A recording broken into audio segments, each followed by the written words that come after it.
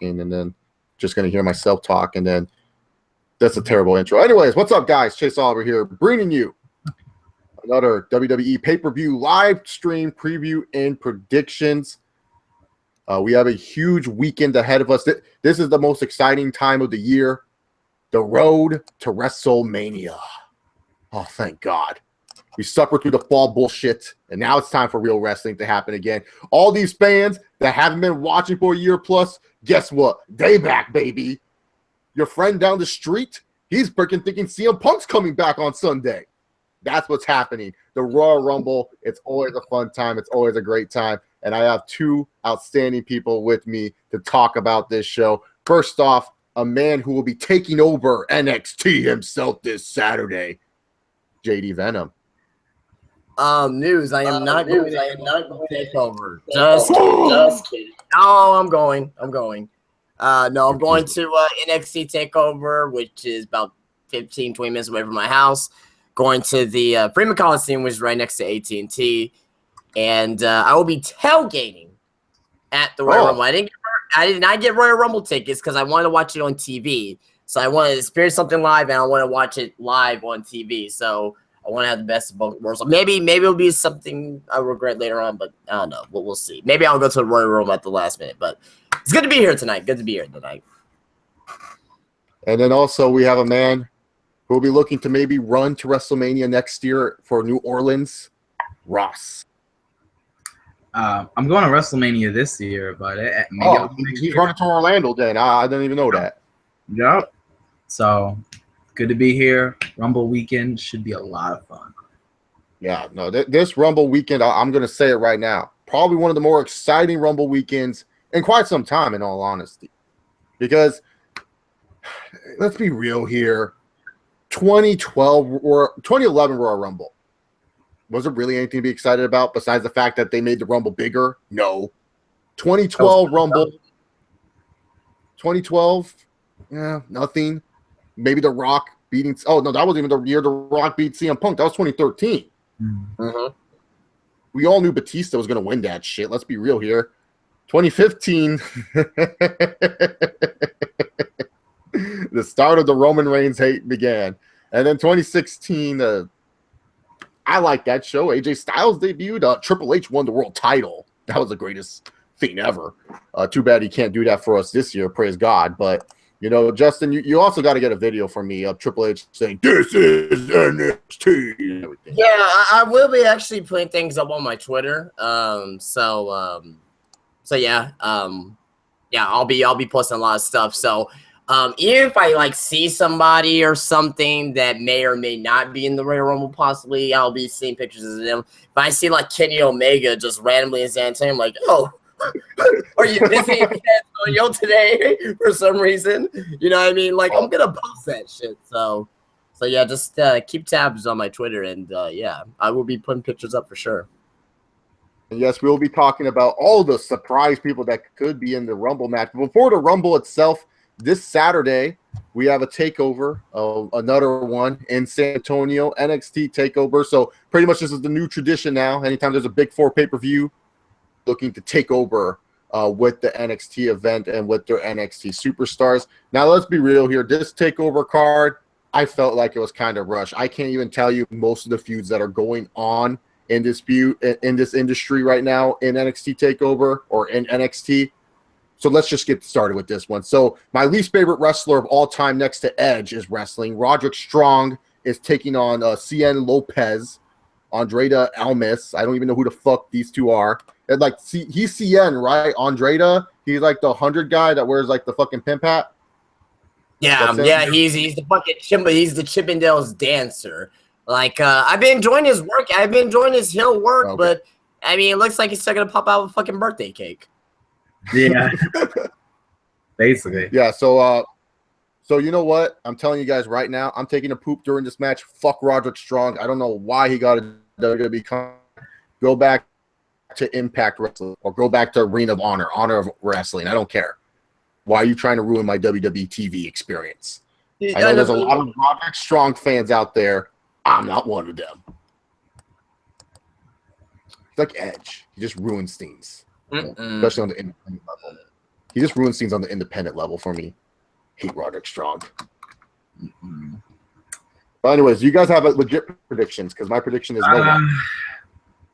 I don't know. It could be a good match, but I don't know. I don't really have much interest in this one. I think I'll pick Roderick Strong just because he's semi-new.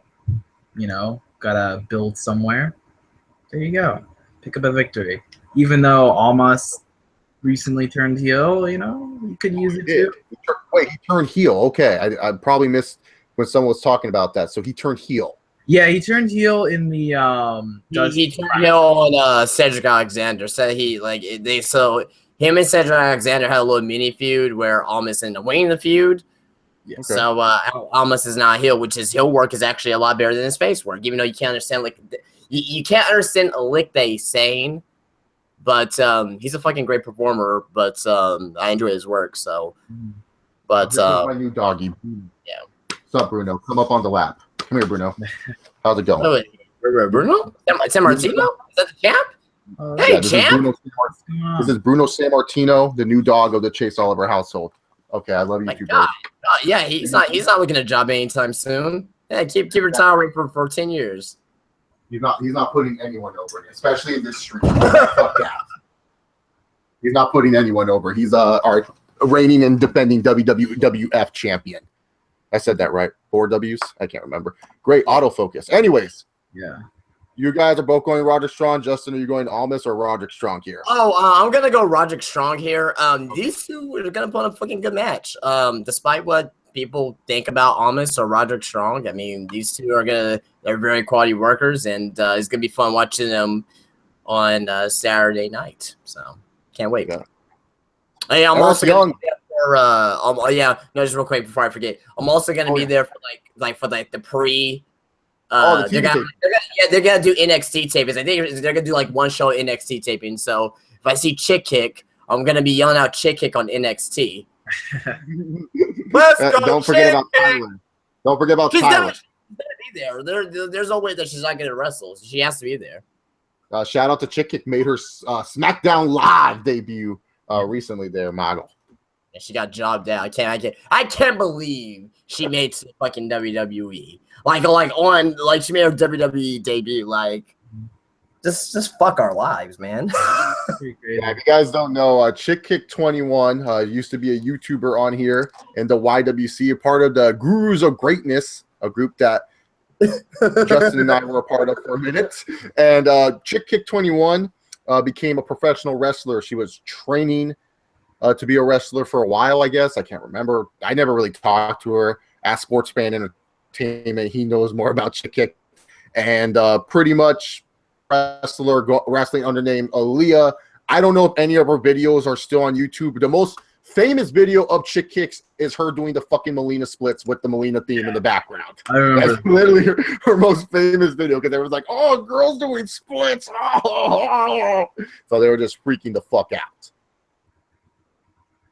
Chick Kick 21. Yeah, Chick Kick 21. Good for her. She's made it, guys. Like, she reached up to the stars. She took the world as mine. I just looked her up right now, and there's still one video of her here, and it says Tyler 542 and Chick Kick 21 entrance video. So if you guys want to go see Aaliyah, aka Chick Kick, she's still on YouTube in one video. The stuff we have on, so if you guys don't know, we know Aaliyah pretty. Not too well personally. Like I don't know her personally. It's not like if I go, hey Aaliyah, she'll be like, oh, you're Chase Oliver 68. But Aaliyah used, like we said many times before, she used to be a part of the YWC. I've had conversations with her. Like, it's not like I was a total ghost with her. I've had conversations where I've talked to her and stuff, like via the chats and stuff like that when I would hang out with Mitch and stuff. But fucking autofocus. Anyways, yeah, so yeah, her and Tyler 542. That was a interesting day of Skype. Do you think it's okay for us to talk about this? Like, will this pop up on the dirt sheets that three dudes on YouTube talk about Aaliyah? If this pops up on the dirt sheets, and fuck it. I mean, that's true. Shout out NoDQ.com. You know where you got your information. So this was before SummerSlam 2011. Craziest day in YWC history. Just that whole weekend was crazy. Yeah. So yes, it was. that whole weekend was crazy. So one day, it was me, Mitch, and Sports Fan Entertainment, otherwise known as Wrestling Guy 09, otherwise known as James Carter TV. If you guys know who he is, check out his channel. We were all on Skype in the morning. It was like, this was like when we used to go on Skype like every fucking day and stuff like that. So we were all on Skype one morning, just chilling and everything like that. And then all of a sudden, knew him at the time, got a call from Chick Kick, aka Aaliyah. And then all of a sudden, Chick Kick on camera with James and she was pretty much like like not naked, but she was like half naked, I guess. And she was sleeping with this guy on YouTube named Tyler542. And so pretty much James started freaking out. This caused the YWC feuds to end for one day. Like, if no matter what the feud was, whether it was Spinnernet and Nate, the feud ended. It's true. We all combined on Skype. All the hatred that everyone had for each other, we all combined on Skype, and we were all talking about this big news. So, for all you guys that don't know, Aaliyah, aka Chick Kick 21, did stuff with Tyler542. And it was like the most craziest thing that ever happened. And then the next day, the Grooves of Greatness got hacked. I forgot about that. And then I made a heel turn video too. It was just it was a fucking crazy weekend, SummerSlam 2011. So yeah, no DQ. You know where you got your story. We got the backup information. There's a YouTube video showing Aaliyah with some dude named Tyler542, and I believe in was it James? He has like the YouTube wrestling awards, and then he had it where there's like a video of like him groping her or something. Like he literally goes in and gropes her during the show. I don't remember this. I don't remember. This is oh wow, YWC. Oh god damn, it was crazy back in the day. That was 6 years ago. 6 years ago? Yeah, 2011. Yeah, 6 years ago. Dang. Oh god damn, dude. Hey, this is wrestling related. This is talking about a professional wrestler. And you know what? Just to prove, let's go.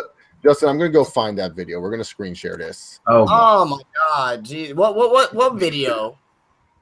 The Chick Kick 21. That video's not on YouTube no more, obviously. But you talking about the? Are you talking about the interest video? The Titantron. We're gonna look at the Titantron. Oh yeah. It's still up there.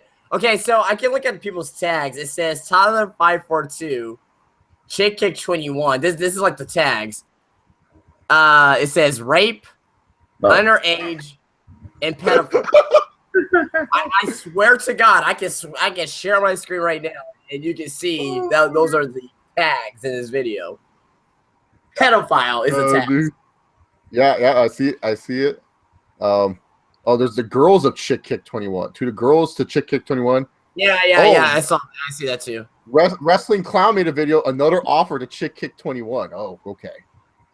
This sounds very interesting. It's going down. I think that's the only one you can physically see her, but you can obviously tell that's Aaliyah. Yeah. So, anyways, I screen shared. So here we go. Tyler542. You can clearly see her. Entrance video. Oh my god, what the fuck? No music, because I don't want that copyright cheap. There's Aaliyah. There's Tyler542. Video where he gropes her. He gropes her in this video. Hold up. I remember the John Cena. Yeah. This video has look at the likes. Look. He literally gropes her in this video. Like, look, okay. Look, he's talking, and the dog right there. Oh my god, savage. Oh boy, savage. What's the song that's used? Someone put this on the forum. Yo, holy fuck! I remember all this shit. I can't believe this is Aaliyah. This could be a future women's champion WWE, guys. You know what I mean? Like, do you understand the severity of this situation? Oh. Look at, he's wearing an Nexus shirt. He just knew all along that she was going to take over. Yeah. Just knew all along. All right, this is some softcore porn that I'm showing on my channel right now. so bottom line, I'm gonna pretty much say hey chick kick at the NXT tapings before takeover. So there you go. Yeah. Okay. Anyway, that was some fun. That's what wrestling's all about, there, folks. Anyways, Eric Young, part of Sanity, taking on Ty Dillinger, the Perfect 10. Should be a good match. I don't think Ty Dillinger is going to win because he never wins at these shows. Yeah, so I got to go with Eric Young.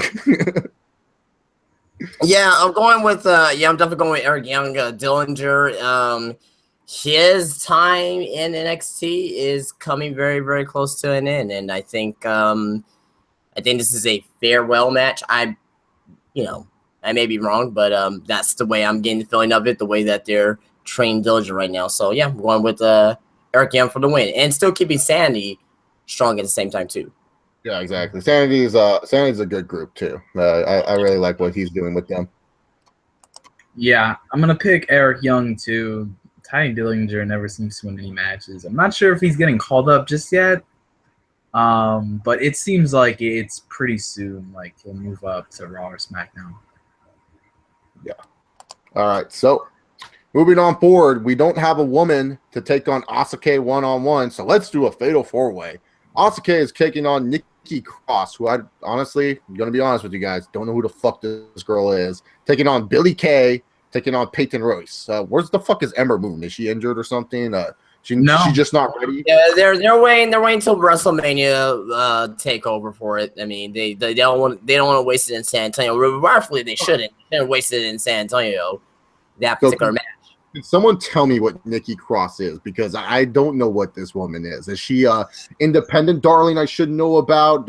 Would I know her if you said her indie name? Like, who is she? I think she went by Nikki Storm, maybe? Yeah, I think Nikki Storm, yeah. I think she was she from Shimmer or something like that? Maybe, yeah. I'm not positive, though. Yeah, I don't know, but I mean, she's part of Sandy. She's crazy as hell. She's like mixed between Daphne and Rosemary? Like Victoria?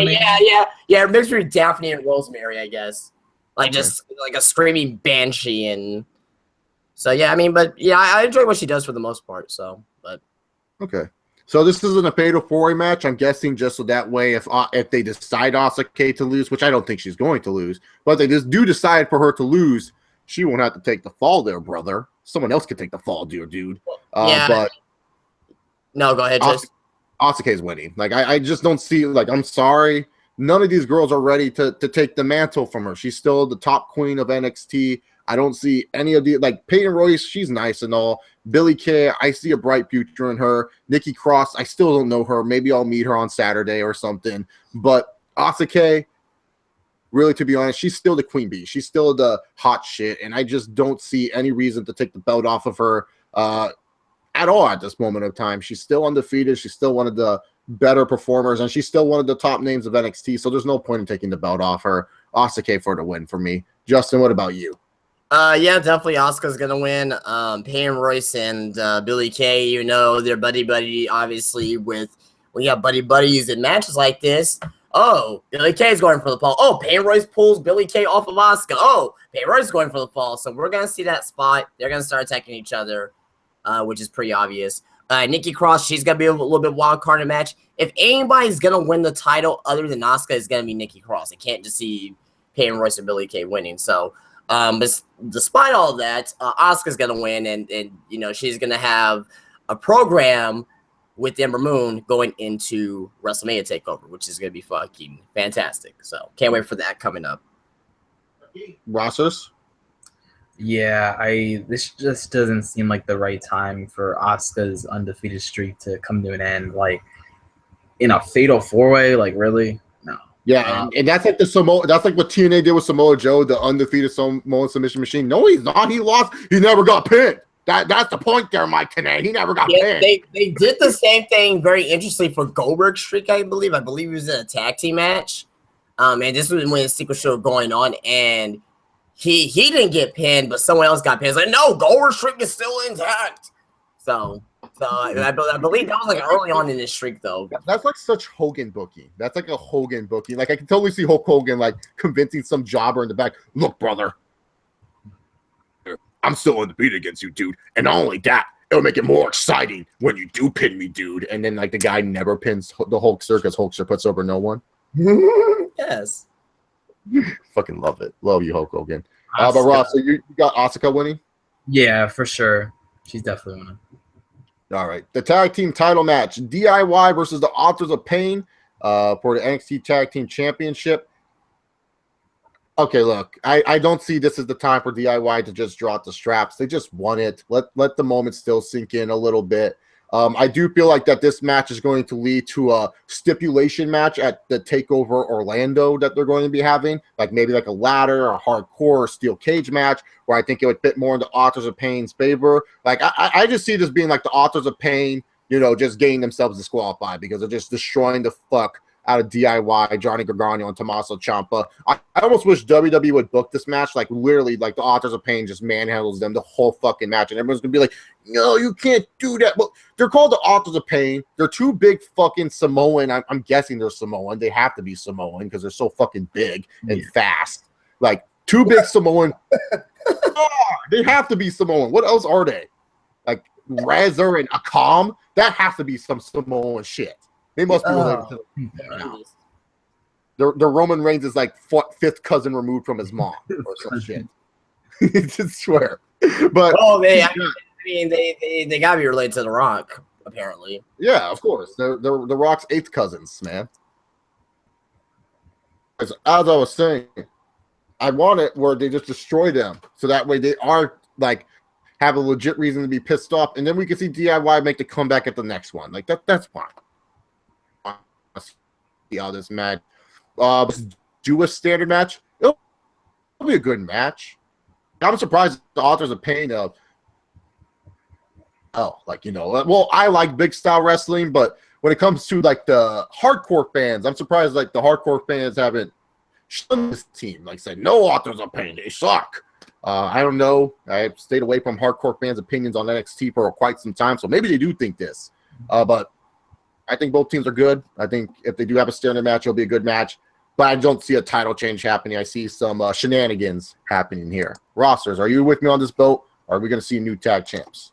I don't think we're going to see new tag champs yet. But I think it's going to be like pretty much a one-sided match, and then DIY will find a way to win the match, like barely surviving. But it won't make Authors of Pain look weak at all. So like they'll figure out something here, because Authors of Pain have been undefeated for maybe 6 months or so. So I don't think they're just NXT loves their undefeated streak gimmicks. They really do. Someone's been undefeated for a while. Let's do it. I mean, you got at least 3 people that's on this card that's undefeated. I mean, well, are you still counting Shinsuke? Shinsuke is no longer undefeated. Yeah, Shinsuke is not undefeated. No, well, is it Bobby Roode? Is he still technically undefeated? Because he never. Oh yeah, Bobby Roode. Yeah, Bobby Roode's technically. Yeah. So you got Roode, you got Authors of Pain, you got Asuka. Yeah. Asuka obviously being the longest one. Isaac Barak, shout out to him in the chat, says Authors of Pain aren't Samoan. Color me shocked. One of them is Indian, while the other is Algerian. Okay, so they're not Samoan. All right. Okay, well, fucking Yokozuna was brought in as Japanese, and he was Samoan. I mean, well, no. I'm just saying, man. I'm like, they built this guy as fucking Japanese, but whatever. That was funny. There was like some dudes like name one Asian WWE champion, and some dude in the chat comment section of like the post, it was like one of these Facebook posts said, "Does Yokozuna count? Because in kayfabe he was Japanese." Yeah, like kayfabe he was Japanese, like. No, I think Daughters of Pain, I think kayfabe, I'll probably say they're fucking, if anything, I won't say Samoan, but maybe Arab. That's the impression I got when I first saw them. But I don't know. I guess Arabs are not that girthy. I don't know. I want to know. Anyways, Justin, your prediction on this tag team match. On this match itself, this is one of the harder matches. I'm gonna say Authors of Pain is gonna win by disqualification. they're not going to walk out with the championships, mainly because of the fact that TM61, Shane Thorne, he's out. Revival, unfortunately, I'm not going to see him this weekend, but you might. Maybe they'll make an appearance at the NXT tapings. Yeah. yeah. Say yeah. All day, all day. If I hear that, I'll mark out like a fucking little bitch. Yeah. If I see these guys wrestle live, but yeah, despite TM61, they're gonna be out for a few months. They need to still have this feud carry on over into WrestleMania because there's really no other tag teams that is credible enough to be in that position right now. And I think they're gonna have some gimmick match at the WrestleMania Takeover. What it was going to be, I don't know, no disqualification or I would say top 3 falls, but that's already been done at Toronto, so I think it's too soon to do that. Like a steel cage or a ladder match. That'd be like something you can doubt the plan for. I'd rather prefer. If I say a ladder match, that is not believable for authors to pay to win, in my opinion. Well, yeah, no, that's the whole point. It gives Gargano and Ciampa at least like to the viewer's eyes, like, oh yeah, well, yeah, they could probably beat them in a ladder match. And doesn't make. But I'm looking at it both ways. If it's a steel cage, I mean, that's not really faithful towards DIY either. So, they'll make up some gimmick match. I'm pretty sure, but I don't know. We'll see. But yeah, I wouldn't mind a ladder match. I'm just saying that, it's just to me, it's not believable. Like when Big Show's climbing the fucking ladder. Hey, it's not special. When Kane won the Money in the Bank, I'm like, you're gonna let this big fuck gonna win this fucking Money in the Bank? Really? I mean, that really just fucking happened. But yeah, I'm going with Arthur's Pain by disqualification or counting out or some bullshit ending. And then up next is the main event of the evening that should be glorious, as Bobby Roode looks to become the NXT champion against Shinsuke Nakamura. Oh, eat shit, Kenny Omega and fucking Okada. This match is going to blow your match out of the fucking water. Fuck you, Wrestle Kingdom. Guy taking on a Japanese man. Well, here you go, damn it. This is better. Bobby Roode and Shinsuke Nakamura for the NXT title. Should be a glorious match. Full pun intended there. Looking forward to it. As much as I am a big Bobby Roode mark, I'm sorry, Bobby Roode. It's just not your time, bro. Shinsuke Nakamura is winning this one. Retaining, and then probably facing someone bigger and badder at the next takeover. Or maybe like a gauntlet. I don't know. I honestly don't know. I wouldn't mind a Bobby Roode one. I'll mark out, but you just had it where Shinsuke lost at the last takeover in a surprising fashion. And then he won it back in Osaka. Now you're just going to have him lose it in San Antonio. I don't know. Yeah. Leaves too much to talk about there. So Shinsuke is going to win. I expect this match to tear the roof down. Probably be one of the best matches of the weekend, but not the best match of the weekend because the face that runs the place is going to have the best match of the weekend. I think I'm gonna go with. I can't wait for these entrances. Like these entrances is gonna be like. Yeah, right. It is gonna be like probably the most amazing. One of the most amazing things from this weekend, because this weekend is unpredictable as fuck. Like we're gonna find out. We're gonna talk about Royal Rumble in a little bit, but a lot of stuff for WrestleMania is really gonna be painted in front of our eyes coming up this weekend. But I'm gonna go with Nakamura to win, and and this one's a little bit more unpredictable, which I want. I want to be unpredictable. Yeah. But I think that with the return of Chris Hero, Cassius Ohno, I think that he may assist in a way Nakamura for a victory, and pretty much like maybe he's going for like that forearm shot. There's a ref bump. He accidentally hits, Bobby Roode or something like that. And I can see something like that happening. And maybe those three maybe have a triple threat. That'd be fine. I'll be fine with the multi-man. And then maybe they'll have a triple threat at the WrestleMania Takeover. So I can see something like that happening. By that time as well, we will know where the King Omega's fate will land. You know, is he saying, is he staying in New Japan? Is he coming to WWE, going to NXT? Which I rather prefer him to go to NXT first, because he could be the face of NXT. Let Nakamura come up to the main roster instead of just having, you know, Omega coming straight into the main roster, which is good, but I think it'll be better for his career to start off in NXT first. I think Kenny Omega is definitely a guy that should start in NXT. It's nothing against him, and everyone's gonna be like, just because you hate. I don't hate Kenny Omega. I think he's good. If you watch my Wrestle Kingdom 9, I love Kenny Omega. I just don't like when people say he's the best wrestler right now. Like that's just like a hard. That's a hard sell. That's a hard sell for me. Like I think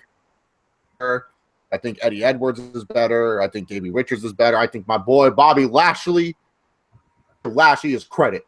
He's a destroyer for the reason. Honestly, I don't really care who the best wrestler is right now.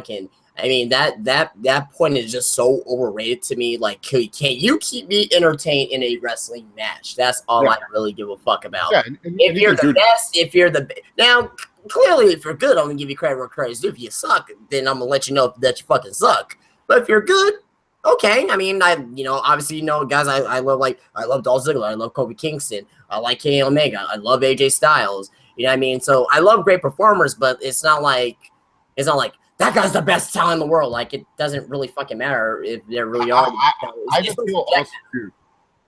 I feel like Omega's name is not as big as AJ Styles, where he warrants a main roster. Definitely not, because Kenny Omega, in my opinion, just blew up in the last couple of years.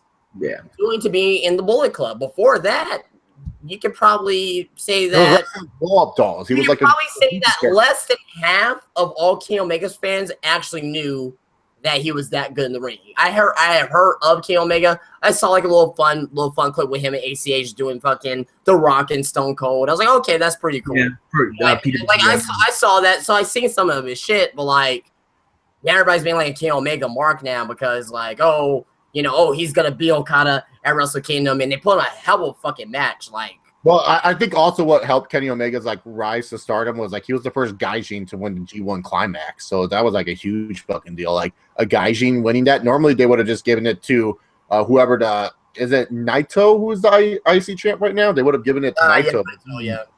But they didn't give it to Naito. They gave it to Kenny Omega. You know what? I feel like, I know this ain't a Wrestle Kingdom review or anything, but I feel like Naito and Tanahashi got slept on a little bit. Is that just me? I felt that was a real good. I only saw those two matches. Was Naito and Tanahashi?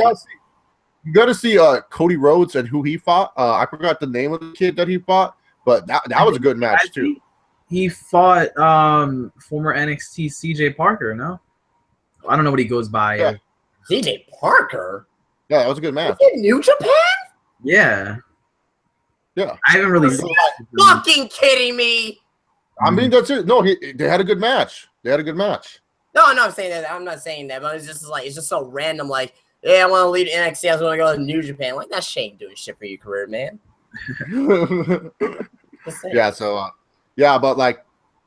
Tanahashi and Naito getting slept on a little bit. I mean, yes, I saw Omega and Okada. Like, I don't know how WWE has not like forked over the money train to Okada.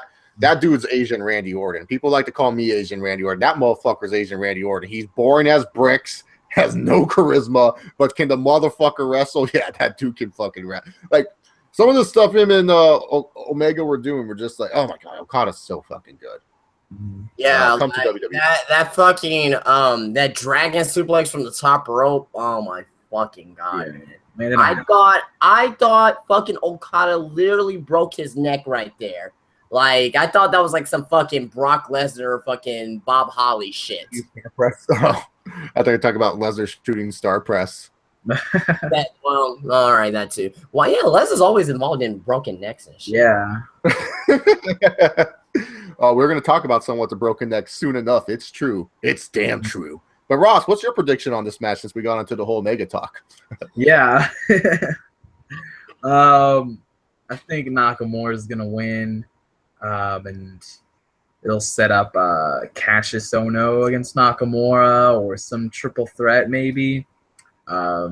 Yeah, because there's nobody else really built up right now to face Nakamura other than a returning Cassius Ohno. Samoa Joe probably going to be doing something else. I think it's good too if they put Cassius Ohno in a triple threat match because I don't know how much Chris Hero's a wind valve.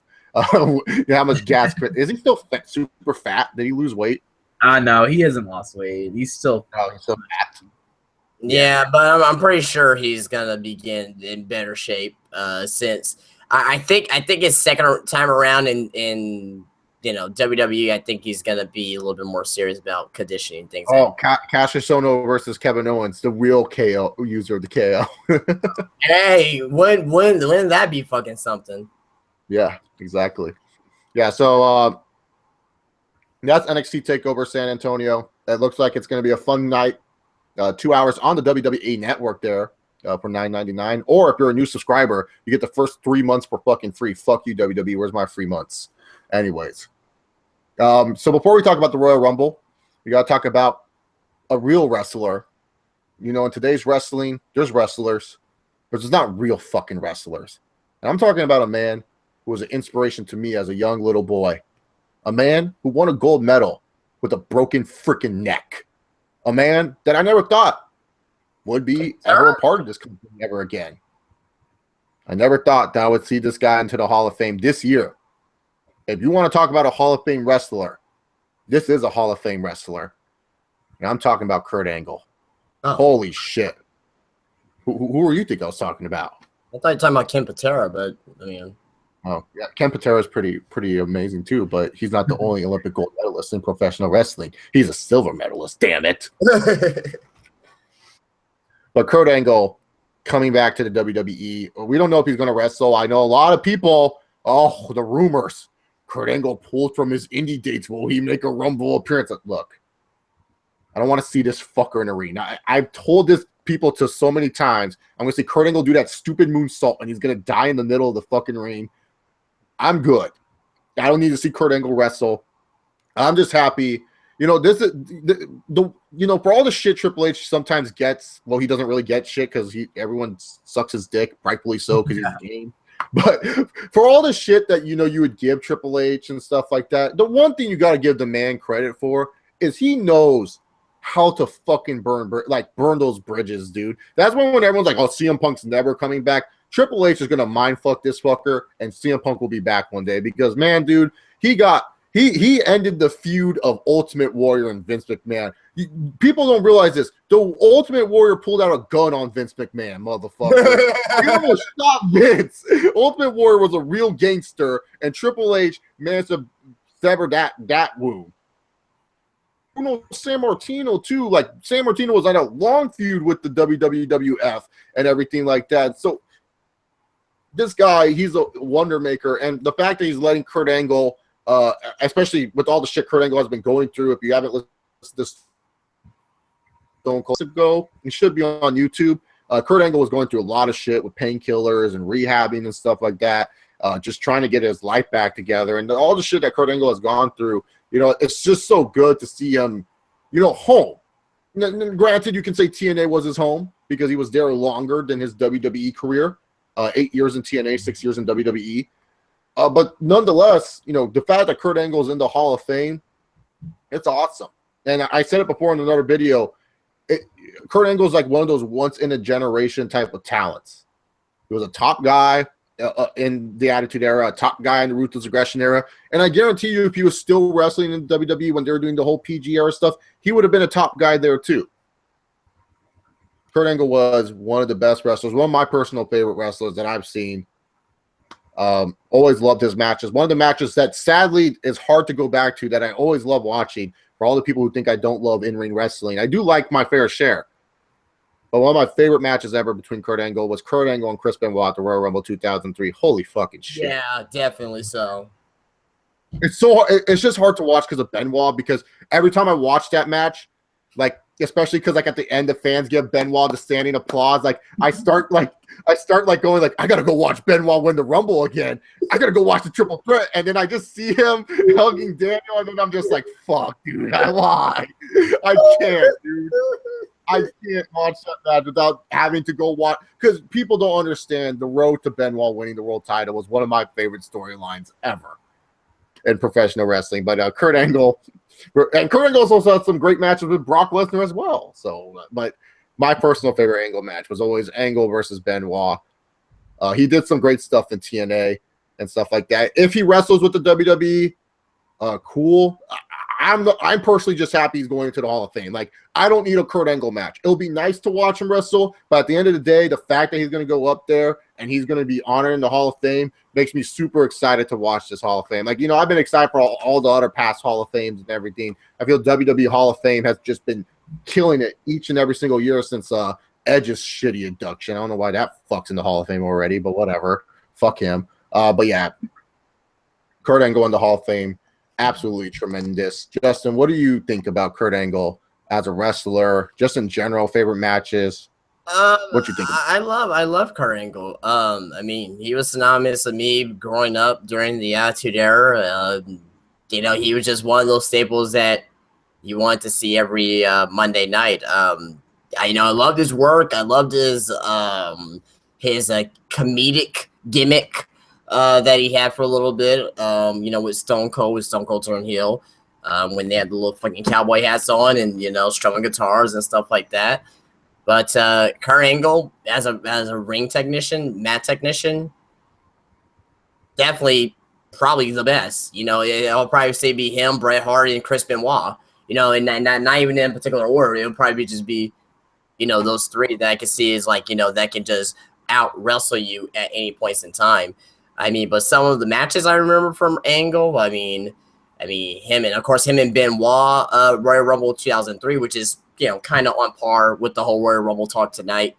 Definitely love that match. I actually had, and this is before, mind you, this is before like YouTube was big and definitely before the WWE Network. I have these DVDs where I have like wrestling matches on there. And I had this DVD that I got from the special edition. Mind you, I can probably grab it. I probably won't grab it because it probably took a little bit of time to find. But WWE SmackDown vs. Raw 2007 for the Xbox 360. It was a special edition case that I got used at GameStop. And in the used copy came with the WWE Championship, the history of the championship, not the documentary, but the second half was matches. And one of those matches was Benoit and Angle at Royal Rumble 2003. I used to watch that match all the fucking time. It was fucking amazing. But let's not miss all his TNA stuff. I mean, him and Samoa Joe. Definitely remember him. One that I definitely remember, probably not his best, but definitely memorable match of this him and Ken Anderson at Lockdown. I think it was like 2010 or 2011. 2010, yeah. 2011. Fucking Kurt bleeding. Fucking fans saying this is awesome. This motherfucker climbs up to the top of the cage, does a moonsault, he completely fucking misses. And it's just, I don't know, that's just one of those moments that I remember. And him and Jeff Hardy too at what was it, Sacrifice? No Surrender. It was No Surrender 2010. Oh yeah. The draw. Yeah. Like 5 more. Yeah, that's a fucking good match. Fucking Jeff Hardy do a full running fucking swanton from outside of the ring is just, oh my god, what a good fucking match. But yeah, man, I just, Kurt Angle definitely deserved to be in the Hall of Fame. The only man, guys, to be part of the WWE and TNA Hall of Fame. Oh yes. But I no, wait, I was wrong. Stinger. The Stinger was the first one. All right, yeah, okay, yeah, Sting too. Whoa, showtime. Yeah, so Sting and Kurt Angle, the only two men, I should say, to be part of the TNA and WWE Hall of Fame. Oh my god. Showtime, baby. You think about the great Kurt Angle. Kurt Angle, man. I don't know if he was like growing up like one of my favorite wrestlers because he was a heel a lot of times, but like looking back on Kurt Angle stuff, just an amazing wrestler. And I liked his comedic stuff, like in 2001. Just so many great matches. I'm trying to think of matches that haven't been said that Kurt Angle had. Him and Undertaker from No Way Out, 2006. Oh yeah, No Way Out. It's a daily game, and the player goes around. Yeah, that was a good match. No Way Out. Oh, so I swear, I thought Undertaker was winning. I was like, they're not gonna have. Like, I was like, Undertaker versus Rey Mysterio. That's gonna be so weird. And nobody said Shane McMahon against Kurt Angle from King of the Ring 01. Oh yeah, definitely. Yeah, but I mean, there's so many Kurt Angle matches. That's like naming like what's your favorite Shawn Michaels matches. I mean, yeah, no, Kurt Angle versus Michaels. So yeah. Like, I remember WrestleMania 21. Like, I was just like so pumped because, like, okay, like I love Shawn Michaels, but I was more of a Kurt Angle fan than Shawn Michaels. Like, Kurt Angle was just one of my favorites. And so, like, I was, like, in a room full of Shawn Michaels fans. They're like, how do you like Kurt Angle? He's the bad guy. And I'm like, Kurt Angle's cool. And when Kurt had that ankle lock on Shawn, dude, like, oh, my God, that's one of my favorite. Like, that match, I'll go, like, WrestleMania 21, back and watch that match first, then watch the whole show and watch that match a second time. That's how good that fucking match is, man. Like, and then also Survivor Series 02, not a one-on-one Angle match, but Kurt Angle and Benoit taking on Edge and Mysterio, taking on Los Guerreros in that elimination tag match. Yeah, I mean, there's so many matches you can think of, and we're gonna miss a lot, and there's really no point of like trying to pinpoint every match because even when we try to pinpoint every match, we're still gonna miss some matches. So oh yeah, no, they're like Kurt Angle, like every year he was guaranteed a good match, like a really great to good match. Like you just knew like every single year, and it didn't matter who he wrestled or how much step he lost. Like he would put on a good match with almost anyone and make everyone look good. Like I remember a couple years back, Angle versus Lashley, a very underrated fucking match that they had, like very reminiscent of like a Brock and Angle type of match with the mat wrestling they were doing. Because everyone likes to forget that my boy Lashley was not an NCAA champ, but he was Army champion in in wrestling. So my boy Lashley, he's making the debut at the Rumble. Book it. I love it. If I swear to God, if Lashley comes to that ring, oh my God, I'll just. Oh no, I'm sorry, it's not TNA no more. Anthem sucks.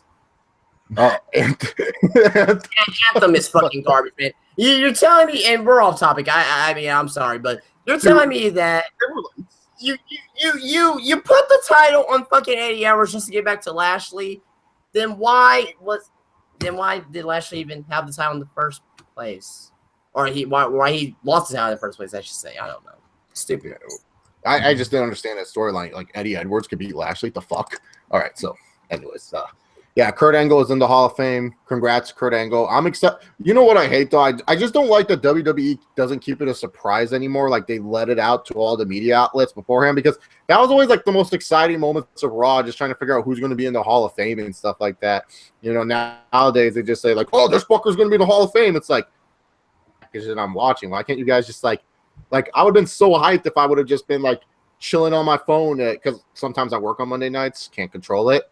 And so it's just like chilling on my fucking phone, and then all of a sudden it blows up, and then I'm just like getting a boner that Kurt Angle's in the Hall of Fame. So, anyways, it's time to talk about the WWE Royal Rumble 2017, the event that you guys are all here to talk about. Hope you had fun with the random conversation because it's not going to end, damn it.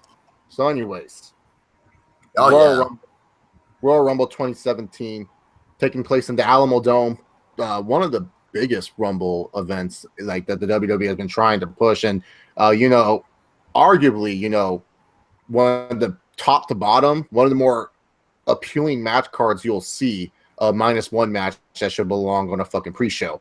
Speaking of the pre-show, it's 2 hours long. Fuck yes.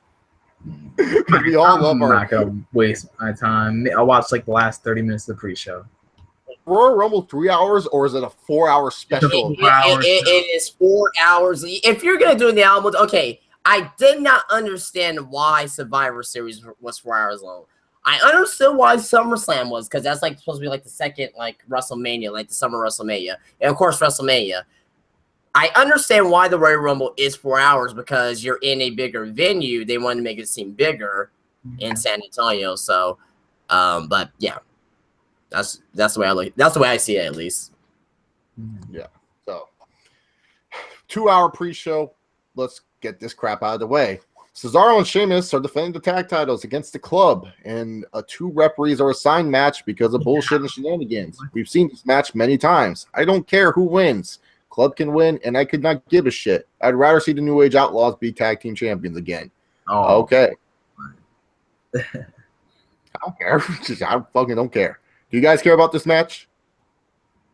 I don't care about this match from the standpoint is that, and Ross, you're gonna hate this, but why take the titles off the fucking New Day if you're gonna have this shit regulated on the fucking pre-show? Yeah, right. If you're gonna end the New Day's reign, the longest tag team championship reign in the history of your company, you need to tell me that you cannot even get on the fucking main card, opening contest, scheduled at 1 fall. You can't even get on the fucking main show. It's sad and it's pathetic, in my opinion. But you know it's also pathetic? The Sasha Banks and Nia Jax feud. Oh God. So Nia Jax, instead of going for the women's title, wants to beat up Sasha Banks. Sasha Banks, after her grueling Iron Woman match with Charlotte at Roadblock End of the Line, I think. I can't remember the name of that stupid show. I'm not going to lie. I didn't even watch Roadblock End of the Line. That's why there was no review for it, because I knew what was going to happen. Sasha Banks came out. We made a revolution for everyone. And Charlotte, I appreciate you. And you need to come out and shake my hand. And then out came Nia Jax. I'm not like most men. And then all of a sudden, and then beat her up. And then like Nia Jax started beating up Sasha Banks. And then Nia Jax was going to go for the #1 contendership, but then got distracted by Sasha Banks, which makes no sense. Why would that's like Kane getting distracted by Nunzio. Like Kane's like fucking some dude up, and then Nunzio comes out like, "Hey, pay attention to me, Kane." Like Kane would not give a fuck. He's there to win a title. So, Nia Jax, both are tremendous talents. Just don't care about this feud. Yeah, really don't, and don't care who's gonna win because it doesn't matter because it's gonna be a fatal 4-way at fucking WrestleMania anyway. So there you go. Yeah, exactly. This match doesn't advance anything.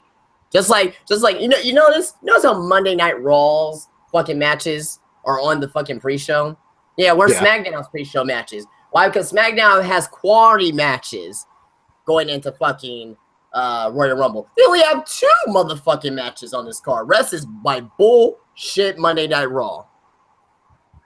I hate wrestling. They do have 2 quality matches. I would say almost like 3 if you count Nikki Bella's tits, because my girl Nikki Bella is leading Becky Lynch and Naomi to beat up Alexa Bliss, Mickie James, and Natalya in a 6 women's tag match. Now, to be fair, they've actually built up these storylines. Naomi, because they need a friend.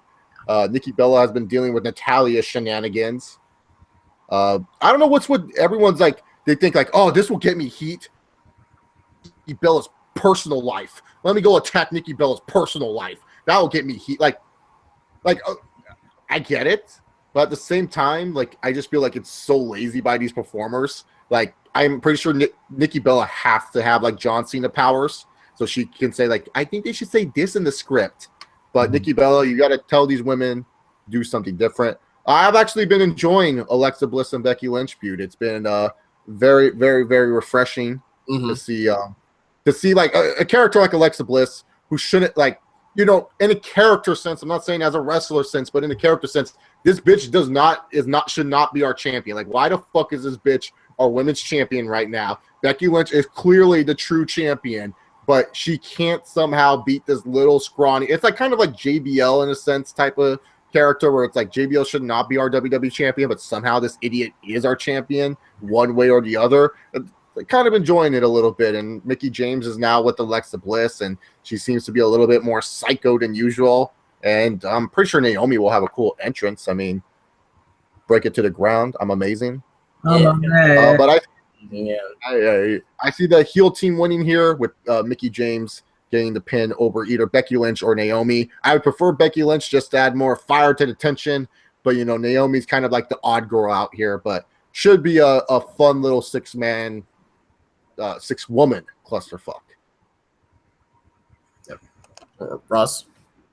Yeah, I'm gonna pick the heels to win this one as well.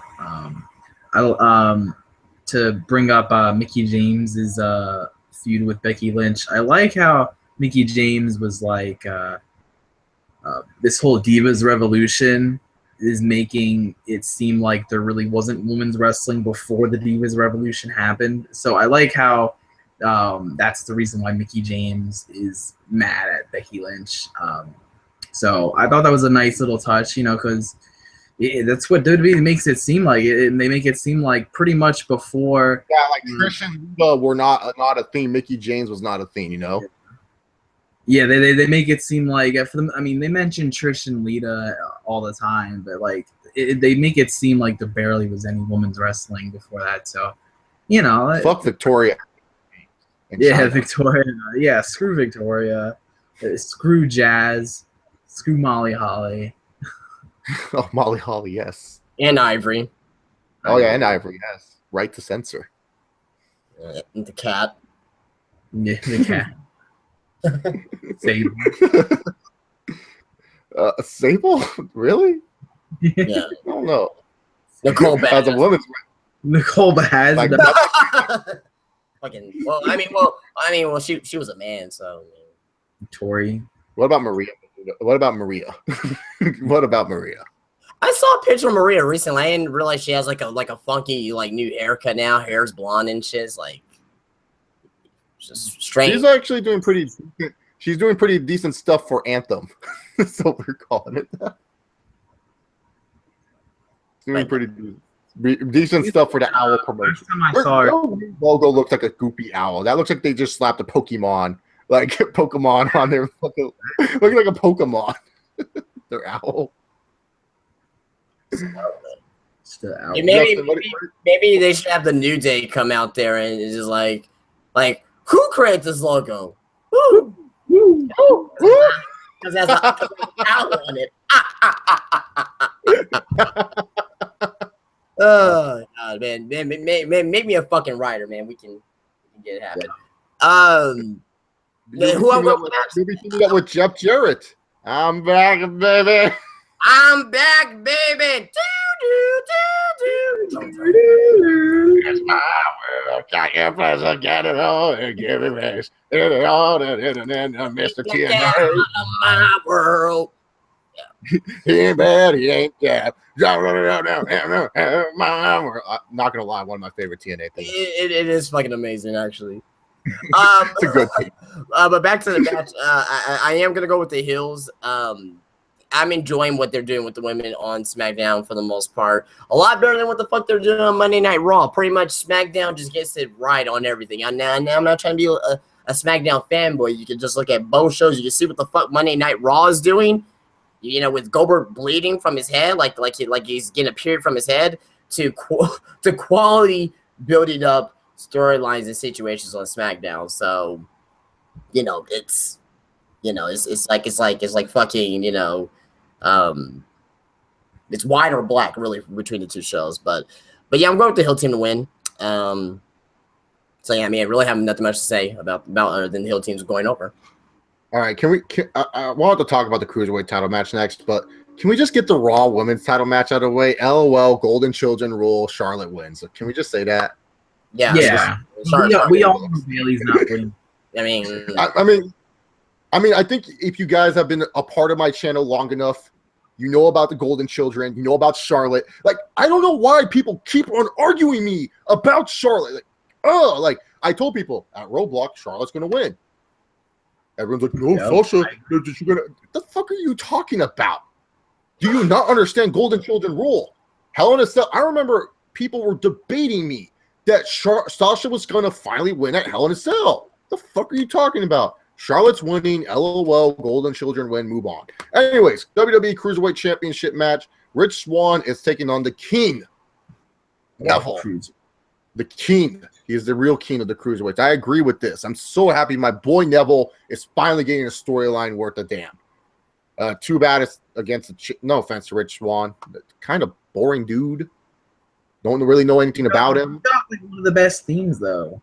he's good, but I don't know anything about him. He's a good wrestler. And this, and quite honestly, the reason why you don't know shit about these guys is because, again, Monday Night Raw is the worst at trying to fucking disguise and hide the cruiserweights, because they know that the cruiserweights in any second can really put on the best match of every fucking Monday Night Raw, because of the fact that they want to make sure that Roman Reigns looks good at the end of the day. They don't give a shit about the cruiserweights. They don't give a shit about anything else on Raw. All they care about is Roman Reigns for the most fucking part. And whatever few Triple H is in. How dare you? Well, okay, whatever. But the most part is just how many segments can we get Roman Reigns in? If you can time the cruiserweight matches on Raw this past Monday, I think I think they had 2 matches. One match went like 3 minutes, another match went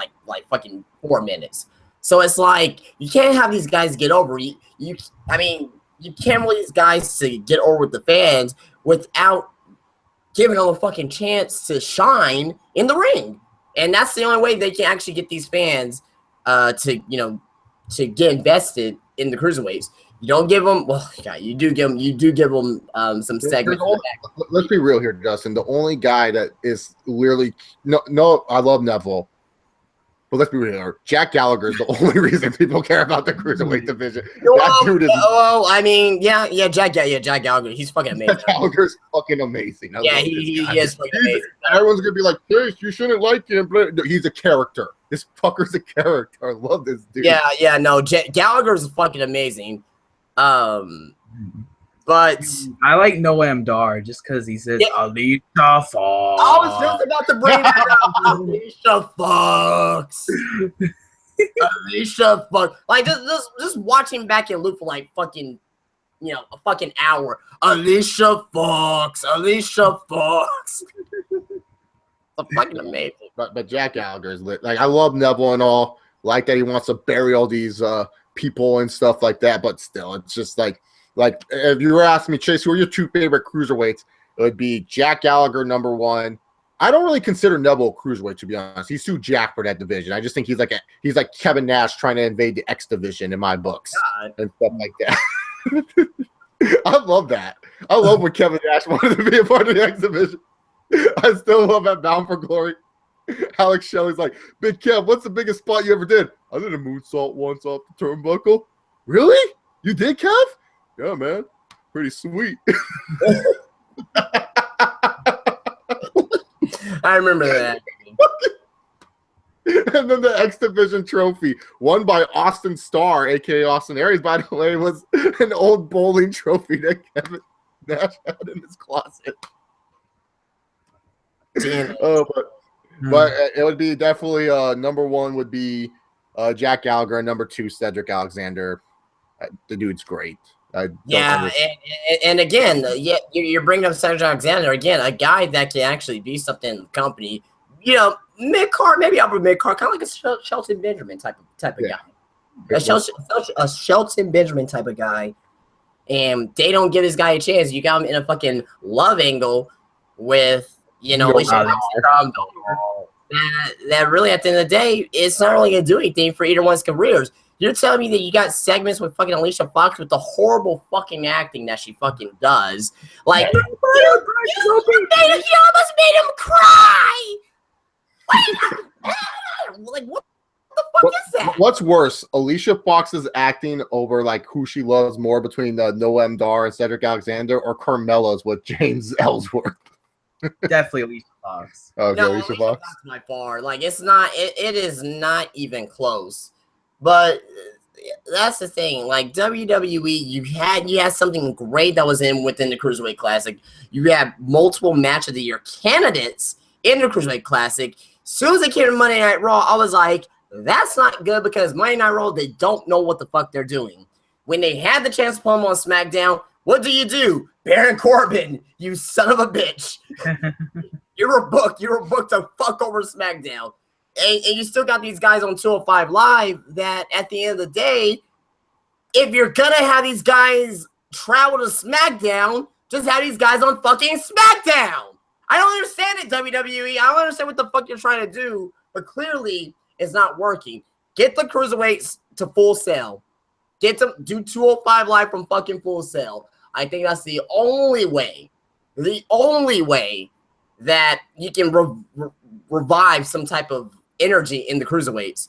But yeah, because like the cruiserweights are such a hard sell too to like just normal people too. It's just like because like like because the main eventers wrestle like the cruiserweights, but like if the cruiserweights could like get a little bit more time and show a different style, because like literally all they're doing is just like short Raw matches. That's like, okay, if I want to see this shit, I'll just go watch Seth Rollins versus Kevin Owens. It's the same fucking shit. They just bleed together. They just bleed together. They just don't have their the only unique look they have is they get the Sin Cara treatment, except they get like purple ropes and purple shit. It's like that doesn't make them feel different and unique. That's just like you're just trying to hide something, WWE. Like just do something different with these guys. Like, not really necessarily like look, I didn't watch WCW Cruiserweights because I wanted to see Rey Mysterio and Psychosis fight over Nitro Girls. You know what I'm saying? Like, you're not doing anything worth a damn. Like I said, Jack Gallagher is like the only character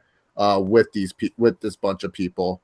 Neville is too, but like I said, he's like Kevin Nash trying to take over the X division. Who you guys have? Neville's been one of the best things part of the whole Cruiserweights. But as far as match is concerned, I think I am going to go with Neville because I think Neville, he deserves it, and yes. B is really needed for the division. I mean, everything with Neville's been great. Even like his new heel theme, which is a little bit different now. Which I first heard at the UK tournament. If anybody watched that, it was fucking great. But yeah, when I first heard we was going up against Tommy, I was like, what the fuck? They changed his theme. It's all slower now. So I really like it compared to the faster version. Mm-hmm. But yeah, I mean, yeah, I'm going to go with mm-hmm.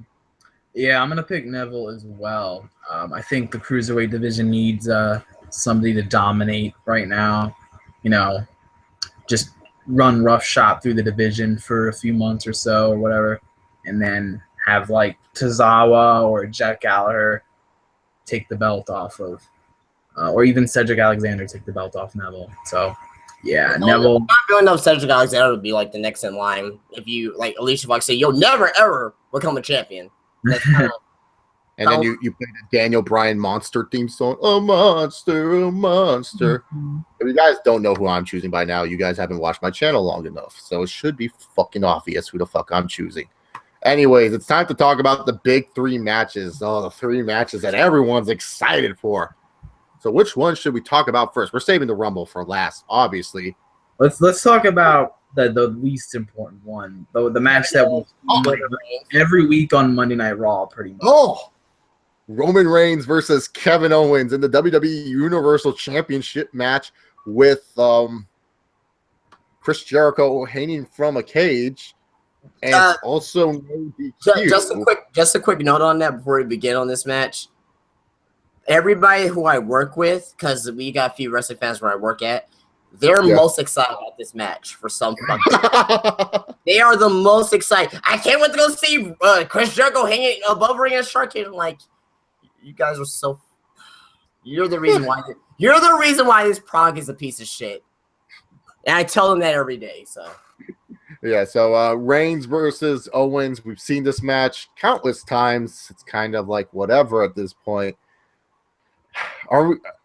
Is the Roman Empire back, guys? Is it back, boys? Is Roman Empire back? Is my boy winning the Universal Champion, having the Smarks go fucking upset for an hour, deemed this the worst pay-per-view of all time until Sami Zayn wins the Rumble? Is this the event that people are going to be upset about? Because my boy, the cockfist, Roman Reigns becomes Universal Champ again. I think Roman Reigns is going to win here. Just seems like the right time. Jericho took the U.S. belt off of Roman Reigns. Fuck the U.S. title. Reigns needs the real red belt. He needs the real Reigns belt. Move on, winning that championship for the first time.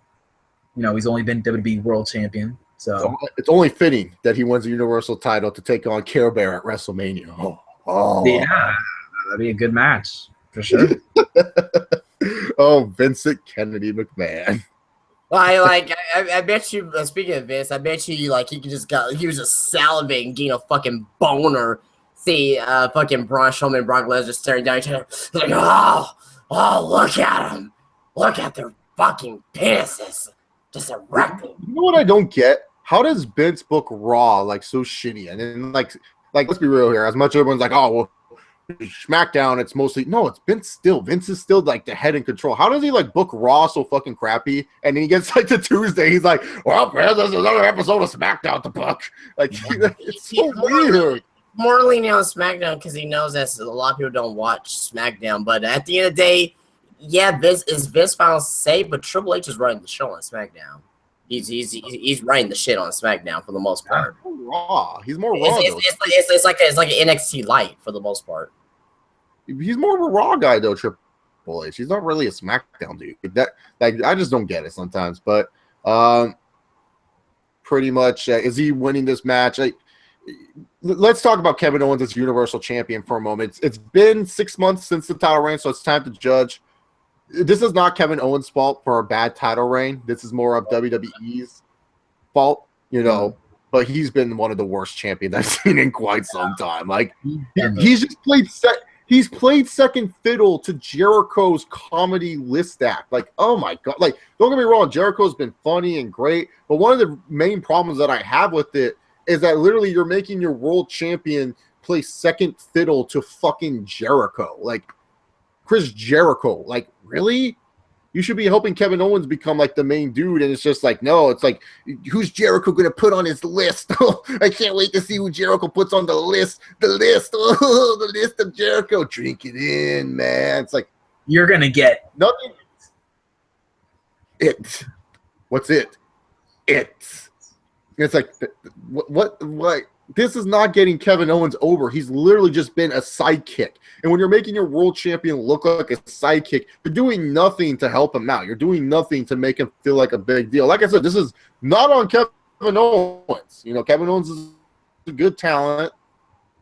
And he is on his accord on some degree because maybe he does have a learn. He can say shit backstage that most people don't have control of and stuff. But when it comes down to it, he's just been a mid-card act. Like, he's been a mid-carder holding that world title. But hell, the whole fucking Universal title, to me, has just been a giant mid-card title. Like, the U.S. title feels like the real world championship at this point or something. But, yeah, when it comes down to it, no offense to Kevin Owens, he's had one of the bad reigns. And especially for the Universal title, a title that you're trying to establish and get over and look like it's as on par with the WWE championship, you're doing a bad job with it. You're not making it feel like the WWE title. Like, whatever complaints you have with AJ Styles' reign as champion, and there's really only one complaint that you can have, the whole James Ellsworth crap where they're making James Ellsworth feel bigger than AJ.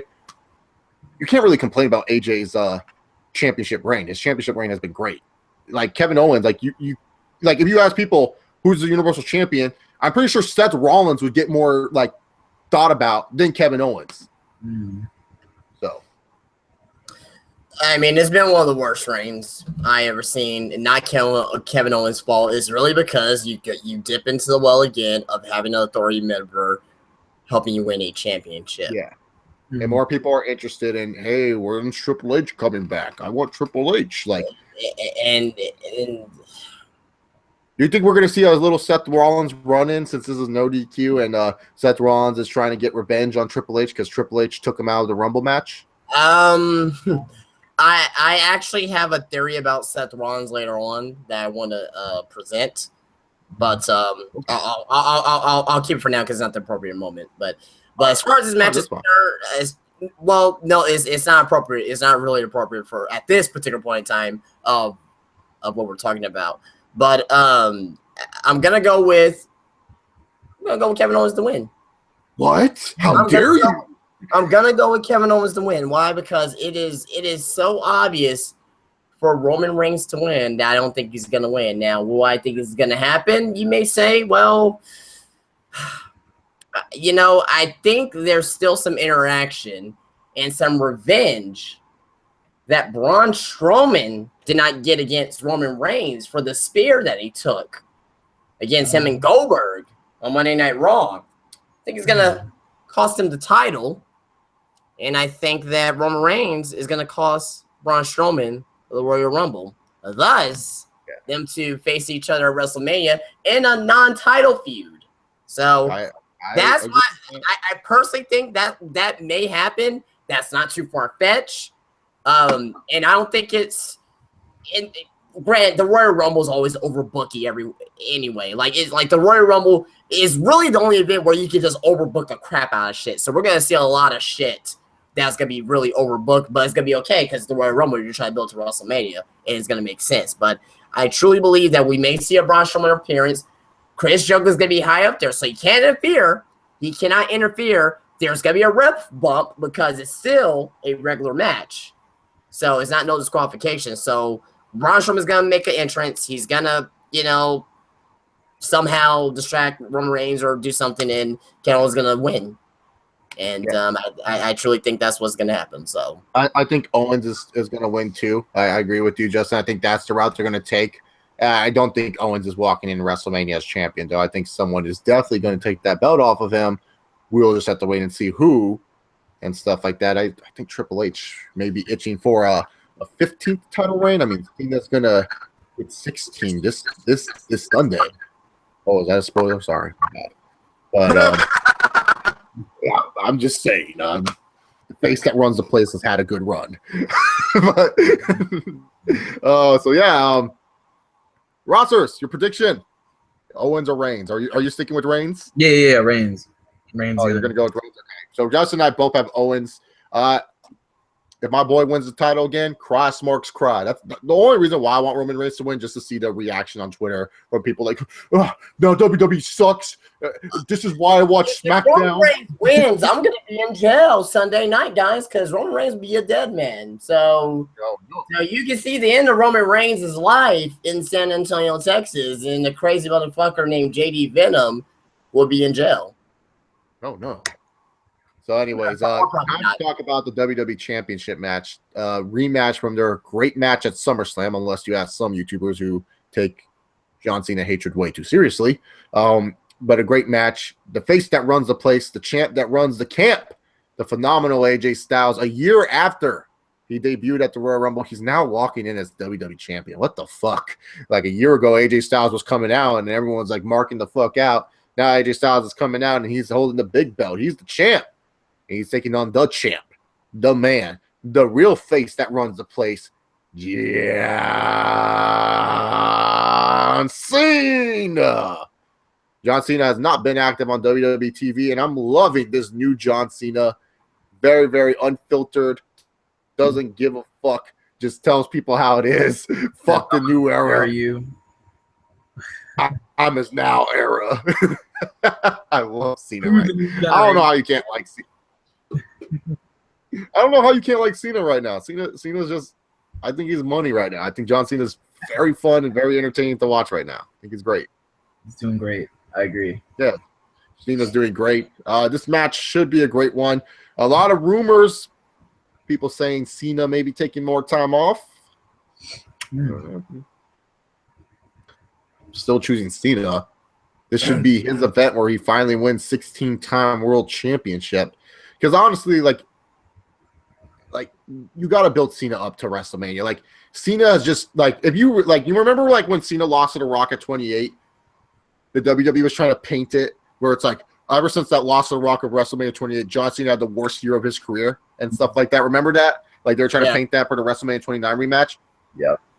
Honestly, if you look at this past year for Cena, this has probably been one of his worst runs as a wrestler. Because like 32, he wasn't even a part of 32 besides like helping The Rock take on the Wyatt family for a bit.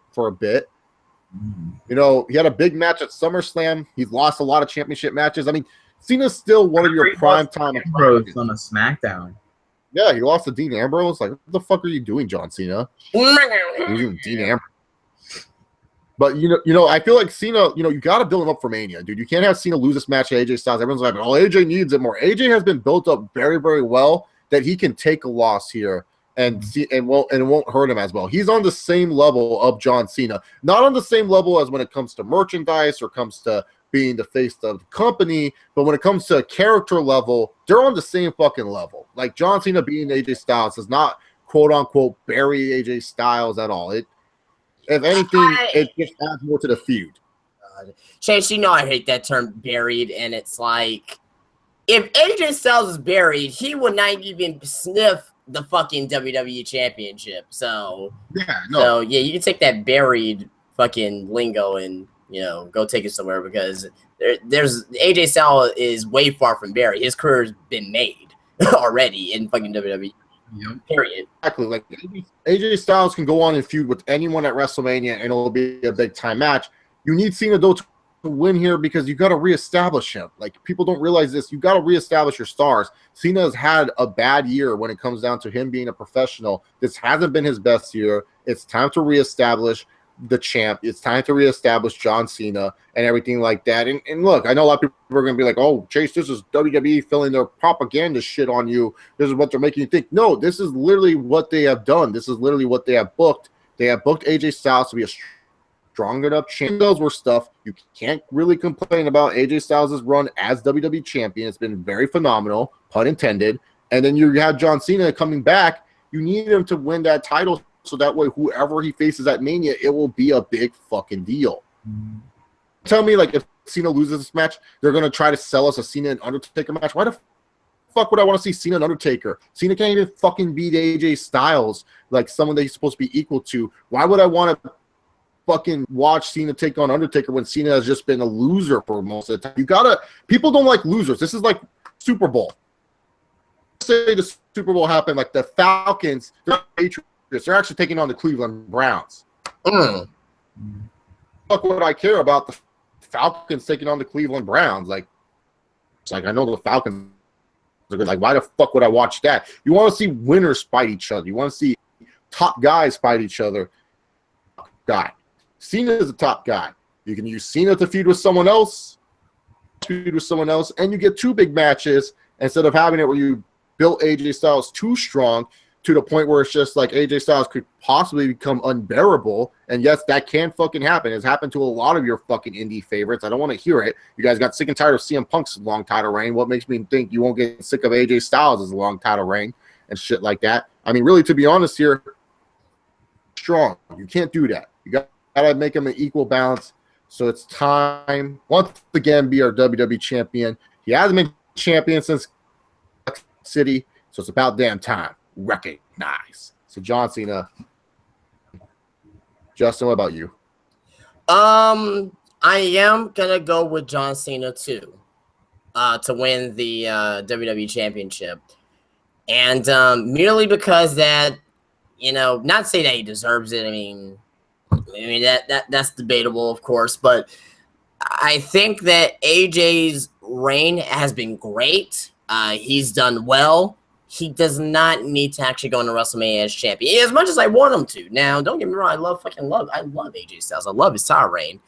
But I just think that at this point, I got another theory coming up. We're talking about the Royal Rumble match. I think that John Cena, he's going to win the title, and he's going to be in a WrestleMania main event against a man who will be put over very well against John Cena in this match. So now, what about AJ Styles, you may say? Now, he's in time for a rematch clause. That brings you to Elimination Chamber. That's why I'm not going to book AJ Styles to win this match, because if AJ Styles wins and goes at the Elimination Chamber, let's say if it's an Elimination Chamber match or if it's a regular match, well, he's in time for a rematch clause. You're going to have to see a rematch at WrestleMania. There's no other pay-per-views prior to that, and they're not going to give away on SmackDown. They're just not. So I think that John Cena is going to win. We're going to see your rematch at Elimination Chamber, whether it's going to be inside Elimination Chamber or a one-on-one match. Cena wins again. Then Cena goes on to WrestleMania against a opponent that we'll be talking about very, very shortly. All right, rosters. Is the champ back, or is the rumors of Cena's little hiatus going to take over again? I think the champ that runs the camp is back. John Cena. Oh, Oh, I think he's gonna win the belt here. They've been building this up for a while, ever since that match with Seth Rollins. What was like last year? with Jon Stewart. Or the year Yeah, before, 2015 SummerSlam. Yeah. So what better place in the Alamo Dome, a big stadium, to have John Cena finally win his 16th World Championship? yeah, yeah, it's gonna be like Shawn Michaels being Psycho Sid at Royal Rumble '97. So who's gonna get booed more, Cena or Roman? Oh, Roman by far. Probably Roman. I think a lot of people are starting to warm up to Cena. Like despite what people think about Cena, like and be non-subjective here. Cena in big time matches has some of the best matches that we probably seen in the last maybe 10 years, maybe you probably want to say in high profile matches. Him and Daniel Bryan, Jackson Humphrey in the chat. Yeah, no, him and Daniel Bryan, him and CM Punk, him and AJ Styles, him and Randy Orton, on countless occasions, they have some pretty damn good matches. So, despite what you think about his character, he's not a great in-ring technician, but he brings a lot of things that Roman Reigns doesn't bring, and that's emotion, believability to what he does in the ring. Roman Reigns does not do that. John Cena back in 2006, or he first won the title back in 2005, 2006, and 2007, I think people really started to like him a little bit. I think that's where a lot of fans started to boo John Cena. I feel like the Cena hate came because it was just like he would literally get booked in the most stupidest situations and somehow fucking win. It was just so unbearable. To, exactly, DDT on the concrete, SummerSlam 2010. We don't want to get into that. But with Roman Reigns was already booed and vilified before he even won a championship. So Cena won a championship, he was over. Even smart mark fans was liking John Cena. Don't deny that you didn't like John Cena back in 2005 because everyone loved John Cena back in 2005. Mm-hmm. And it was around 2007 where the turn really started to begin a little bit with John Cena. Roman Reigns, on the other hand, haven't won a fucking title yet. I feel like Reigns came from Daniel Bryan fans. It was just because Daniel Bryan came back at the wrong place at the wrong time. And because Reigns at one point when the Shield first broke up, I remember Battleground when he came out for the Fatal 4-Way, his reaction was pretty fucking huge. He came out on the fans Yes, his reaction was good, but immediately it just turned. Yeah, I know it started to sour a little bit, and then also it didn't help either that Reigns was injured for the later portion when he was first starting his singles run, and then right away WWE's like, we've got to give him the Royal Rumble. It didn't help any. Just Roman Reigns has been dealt a pretty bad hand, a shitty fucking hand. He's one of those dudes at the poker table that always gets shitty fucking hands, and he keeps on trying to bet he's gonna fucking win, and he just doesn't fucking win because he just doesn't know better. That's Roman Reigns. At least he'll win them all, but he hits the jackpot more often than Roman Reigns does. Reigns, the only thing that will save him, and it's just, as the smarks say, turn him heel, blah blah blah. So not that way, not even that. Just smarks that would save him because that's the answer to everything. Just turn the guy heel. When in doubt, heel him out. Yeah, just turn him heel. Then we'll start cheering for him, which really makes no fucking sense to me. You should cheer. Yeah. You should cheer a guy oh, Roman Reigns, he's not that bad in the ring after all. When he turns him heel, it makes no fucking sense. Yeah, right. Don't you notice that shit? He's not that bad. He's not really that bad in the ring at all. He's actually pretty decent. He's wrestling the same thing. He's just now doing it in the heel form. It's Dan Bones is really good. This fucking wrestling fans is so fucking hypocritical. It's amazing. Really ruined careers and wrestling. Yeah, but you know what Raw stands for, right? What? Roman always wins. Oh. Yeah, Roman always wins. That's good. Yeah, but Dan Bones really does not like Mr. Cena. He says he ruined careers and wrestling. Do you think John Cena has ruined wrestling? I think there's a lot of reasons. I wouldn't say Cena necessarily. Has Like, Cena ruined wrestling? I feel like Vince and Benoit have ruined wrestling more than fucking Cena. No, Cena has not ruined wrestling. I mean, he hasn't made it like better either, but he didn't ruin wrestling. Like, what do you do to ruin wrestling? Like, I can agree he's ruined some careers, but wrestling as a whole, like, I feel Benoit has ruined wrestling more because it's just like, you know, like the product was already kind of wavering back then, and then you had this whole murder suicide situation happening, and then it was just like, oh god, like yeah, true. But if you're the top guy of the company, you're gonna bound to ruin some careers. Like, we love Stone Cold, but you know, Stone Cold, like everyone. He ruined Jeff Jarrett's fucking career. I remember, you know what I mean, before he went to fucking WCW. You know, you can look at you can look at fucking fucking Hulk Hogan. I mean, he ruined some fucking careers too. So it's if you're a top guy, you're gonna be bound to ruin a career or two. Yeah. You're gonna ruin some people's careers. Maybe sometimes you should have put over someone when you should have, but you know, it is what it is. Dan Bones, he's like, if Cena was a big draw, now he's just changing his theme. He's like, if Cena was a big draw, look at SC's ratings. He's a draw for the company, but it's not like a big draw. Like, we're not saying he's like SmackDown. A lot of people don't fucking watch SmackDown is because that. Well, like, the thing that I don't like is like because WWE train their audience to think that Raw is always better.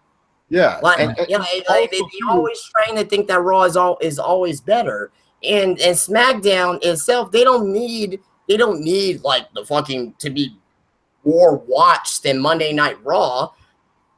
You can look at it clear as day, and the thing, and you can see that SmackDown is a fucking better show. Doesn't matter how many people are fucking watching SmackDown or not. You know, you can look at fucking, I don't know, ECW back in 1995. Not a lot of people watching ECW back in 1995, but it was sure as hell was better than fucking WCW and WWF by far. It's the same shit. Yeah, it was awesome. Like the thing too, it's like also too, it's like I hate when people say like, oh well, you know, Cena's not a big draw and stuff like that. Lesnar doing for the company because they're not doing any fucking better. Like everyone's like, oh, Lesnar's awesome, he's great. Everyone says, oh, Lesnar's the biggest draw in professional wrestling today. It's not even close. Period. Because like the thing is like Lesnar, they say, well, he's a big attraction. What the fuck is he attracting? If you look at half of Lesnar's pay-per-view numbers when they were at the pay-per-view model, they still weren't like drawing big fucking ratings. And not only that, when it comes down to it with Lesnar, it's not like Lesnar network subscriptions and stuff like that. Right. That's what I'm saying. It's just like how the fuck are you gonna sit here and say, oh, Cena's not that big of a draw, but yet someone's going to claim that Lesnar and Goldberg are bigger draws when it's just like a bunch of draws, but it's not like they're fucking like doing anything to help Raw. Like Raw's ratings still sucked, and Lesnar, Goldberg, and fucking Undertaker were there in the middle of the fucking ring. All the part-time express was in the goddamn middle of the ring staring each other down to end Raw. That's the way you want, all right? With these fucking 3 part-timers that barely do shit for the fucking company anyways. That's great. And I love all 3 of them. I love 2 of them. I love 2 of them. With Cena, too, there's Cena, there's Orton. I'm trying to think. There's Cena, there's Orton. I don't necessarily want to – I want to put Styles. I definitely don't necessarily want to put Styles out there either. But what the point I'm trying to get to is that those are like your mega, you know, people that draw you into the show. The people that you've seen on TV for years. The people that, the guys that, you know, that you can put on talk shows and things of that nature for the most part. Who the fuck does Raw have? Raw has Lesnar. Basically Goldberg. You know, he doesn't show up on fucking SmackDown. Lesnar, Goldberg, Rollins, fucking Reigns. You know what I mean? Guys that are on paper are bigger stars than most of the guys on SmackDown, and SmackDown's ratings is right there neck and neck with Raw. So what could it be? If fucking Raw has the better talent, because remember, and everybody was saying this when the fucking draft happened, oh man, Raw's stacked. Oh shit, Raw is stacked. Oh my god, SmackDown's gonna suck. Mm-hmm. Well, look, who's the fucking better show now? Mm-hmm. Doesn't matter. It doesn't matter on all the stars that you have. If you can't book these stars to look credible and for me to care about them with their storylines week to week to week to week to week, you know, it doesn't matter how many fucking stars that you have at the end of the day.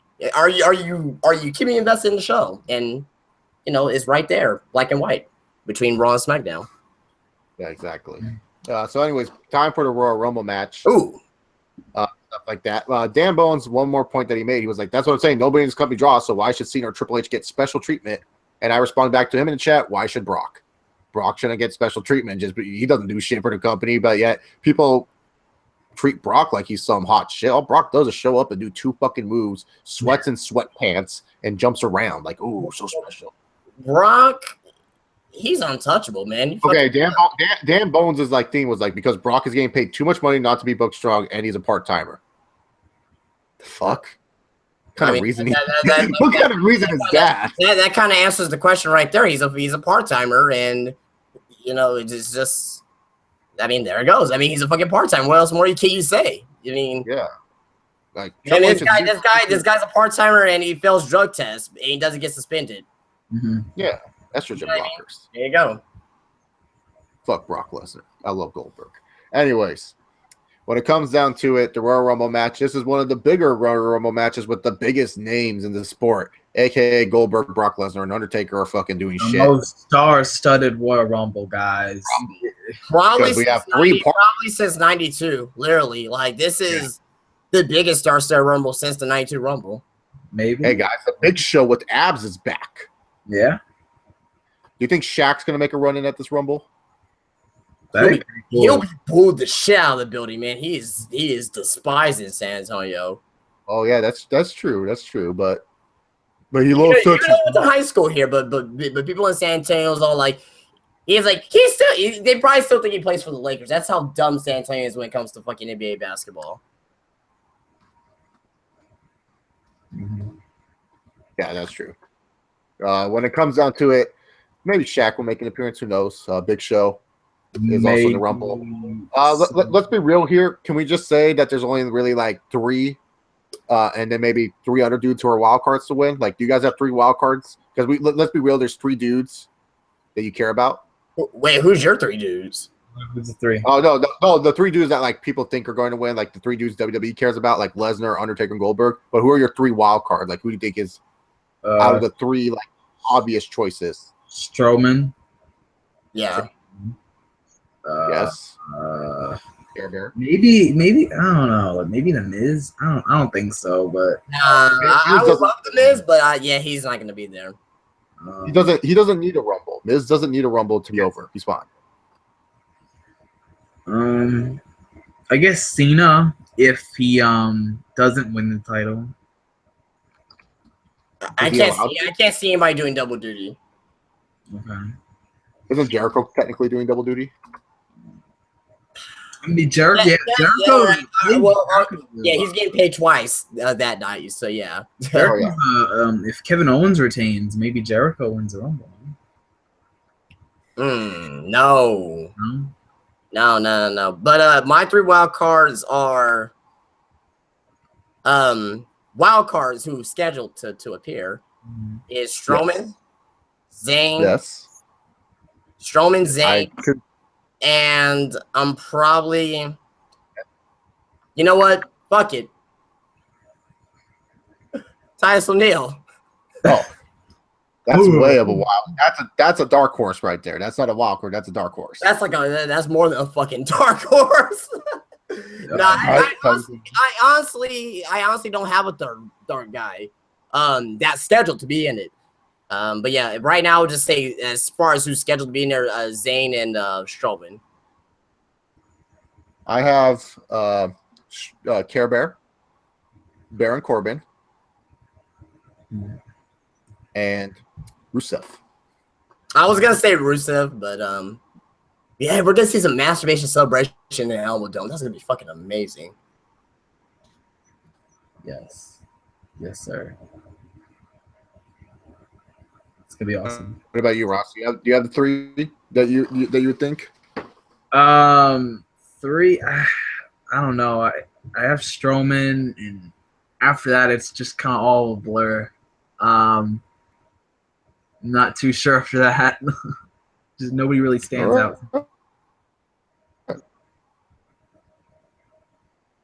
So, to be honest here, who's your guys' real prediction? All right. Well, Ross, go first. I don't even know, man. I think I'm just gonna give us like an easy answer and just say Taker.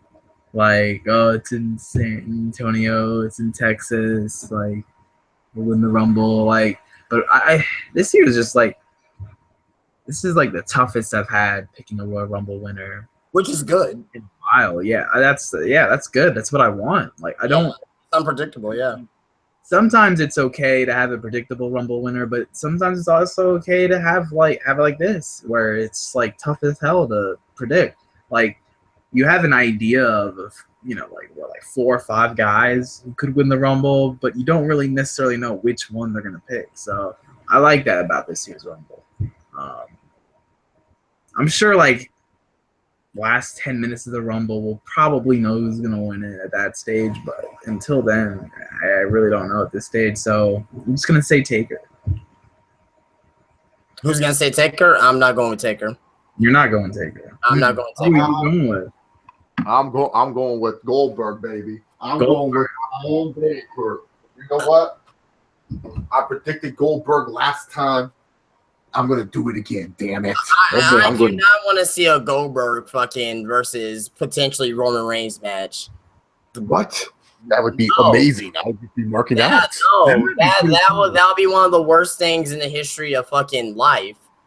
We thought Lesnar versus Reigns would suck, and that turned out to be a match of the year candidate. Oh, God, no.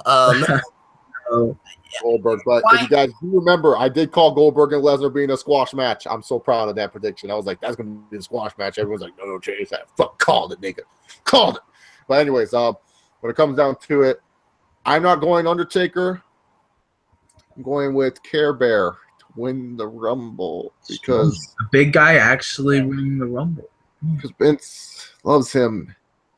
And if rumors are true that Vince has soured on Cena versus Taker, then we'll be seeing Cena versus Care Bear for the WWE Championship. If Reigns win, well, that means he has to go to SmackDown then. Yes. If Reigns wins, it's going to be fucking Care Bear versus Reigns, don't you think? No, because Vince has soured. The rumors have plagued my mind that Vince no longer wants Undertaker and Cena. He will save that for WrestleMania 30. Okay, all right. No, you know what? Okay, no, go ahead, because I have a theory that was gonna squash that anyway. Okay, no. And then Care Bear will take on Cena, and then for all the times that you motherfuckers wish John Cena would bury someone, when you guys cheer this piece of fucking shit to become our WWE champion, you guys will realize that Cena should have buried him. You guys will actually be on the side of John Cena for once, saying, you know what? We wish Cena would have buried Care Bear. This is like putting over the great Khali. Oh boy. Oh my God. He's winning this Rumble. What I would love the most, to be honest, is if Triple H won the fucking Rumble. And then Triple H was like, hey, Kevin Owens, I'm not waiting to WrestleMania in this ring right now, and you take on the game. And then Kevin Owens comes out, kick, wham, pedigree, and then Seth Rollins like, I'm going to the title.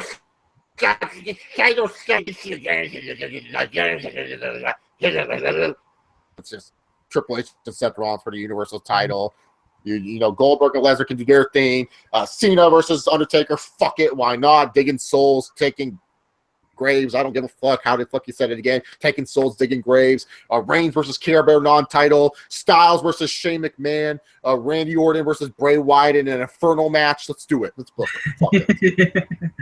All right. I'm surprised none of us said Orton or what's it called? Yeah, Orton or Wyatt. I'm surprised none of us put him like. I figured Justin may be like, oh, Bray Wyatt, he's doing good stuff on SmackDown. No. I mean that's gonna be obvious. But before I get into my prediction, I do want to say that we will see a prediction by Ty Dillinger at the Royal Rumble, coming at number 10. Wouldn't that be fucking amazing? that should be fucking amazing that he'll debut at the Royal Rumble. You think some UK wrestlers from the WWE UK tournament? I think Tyler Bates is going to be in there. Maybe Dunn too. Oh man, Pete Dunne's a fucking beast, man. I love Pete Dunne. It's fucking awesome. I mean, I became a mark of his just by How come Tyler Bates won? I'm just wondering. Because he's 19. Yeah, he's their new page. No, like that UK tournament's fucking good, man. Like no, but he's their new page, pretty much, right? He's like, well, Page is too busy being crazy with Alberto Del Rio. Oh, one more thing I forgot to mention before Justin gets in his prediction. One more thing I forgot to mention. If you guys missed Jerry Lawler's inept commentary, he's back. He's gonna be commentating this match. He is. You think we're gonna get the old team back together, or are we gonna get Michael Cole, JBL, and Lawler for one last show there, Michael? Yeah, I believe it's gonna be him, Cole, and Corey Graves. I think that's what we're gonna do. Add a fourth guy. Just like SmackDown. Add a fourth guy. Just have I need JBL just to scream. You know what? Just add Ronaldo in there. Just add. Remember fucking the six man with ECW. No, Royal Rumble 08.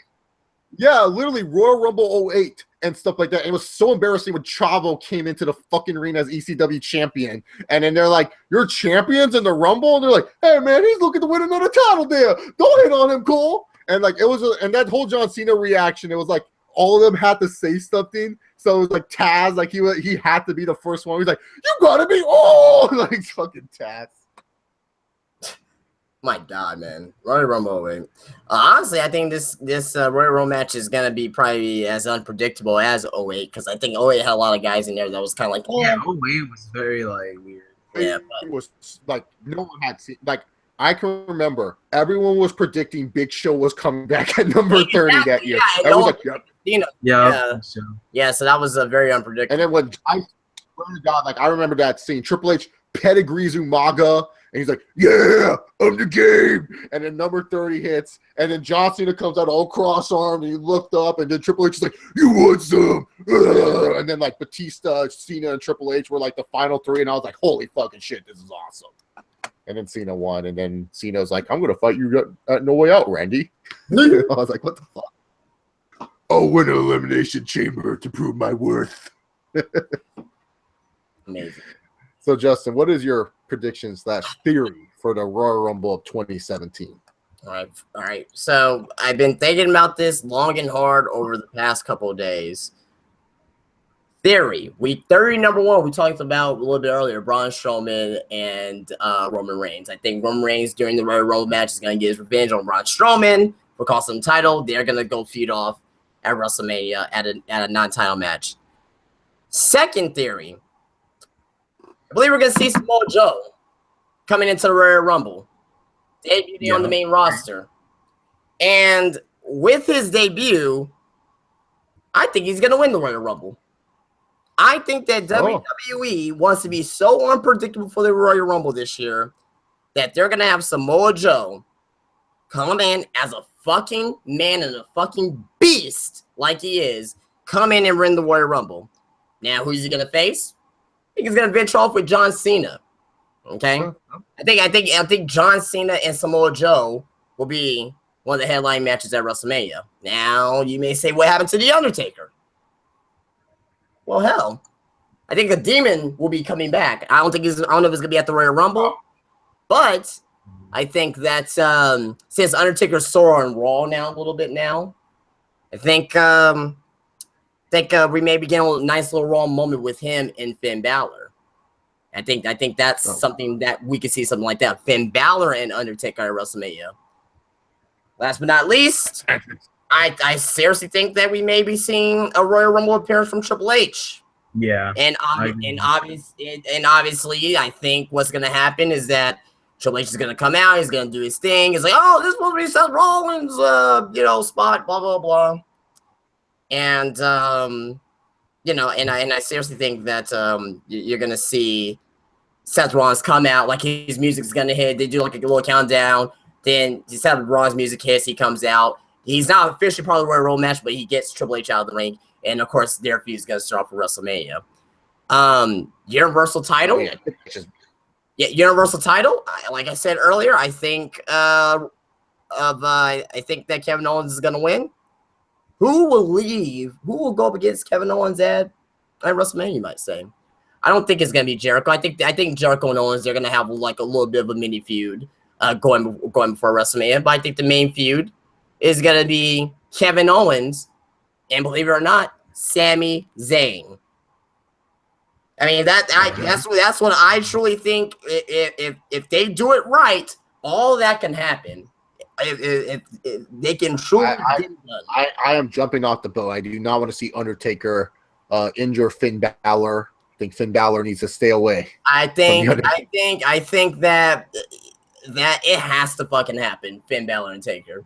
It has to happen, because if you want to treat Finn Balor as the new Undertaker, because they have similar, not similar gimmicks per se, but they got that mythical mist around them for the most part. If you want to treat Finn Balor on as far as like that next big character, you have him go up against the Undertaker at WrestleMania. Now, by all means, I don't think he's going to beat the Undertaker unless if Balor turns heel and he does the whole Balor Club, and that could be something different. But if it's a face versus face battle, okay, of course Taker is going to fucking win at WrestleMania.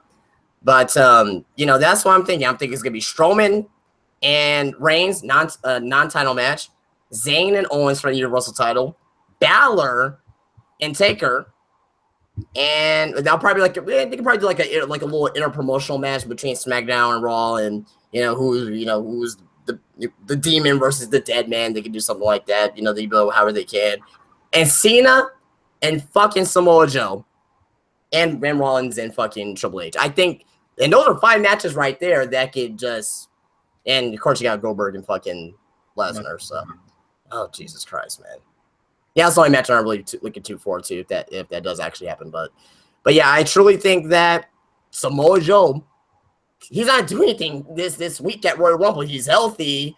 Like, I can't imagine him not being in the Royal Rumble. Let's say if he doesn't win, I just can't imagine him not even being in the Royal Rumble, period. He's gonna be at the Royal Rumble. I truly believe that. And during the past few years, what have they been doing? They've been bringing out NXT wrestlers. So there you go. So, Samoa Joe. All right, Samoa Joe. Yeah, that's a good prediction. I would not be against it, because there is the rumors that Samoa Joe going to be pushed up as a monster and everything like that. But yeah, Triple H is so getting into this Rumble match. Like, you can't deny that what's it called? Brock Lesnar.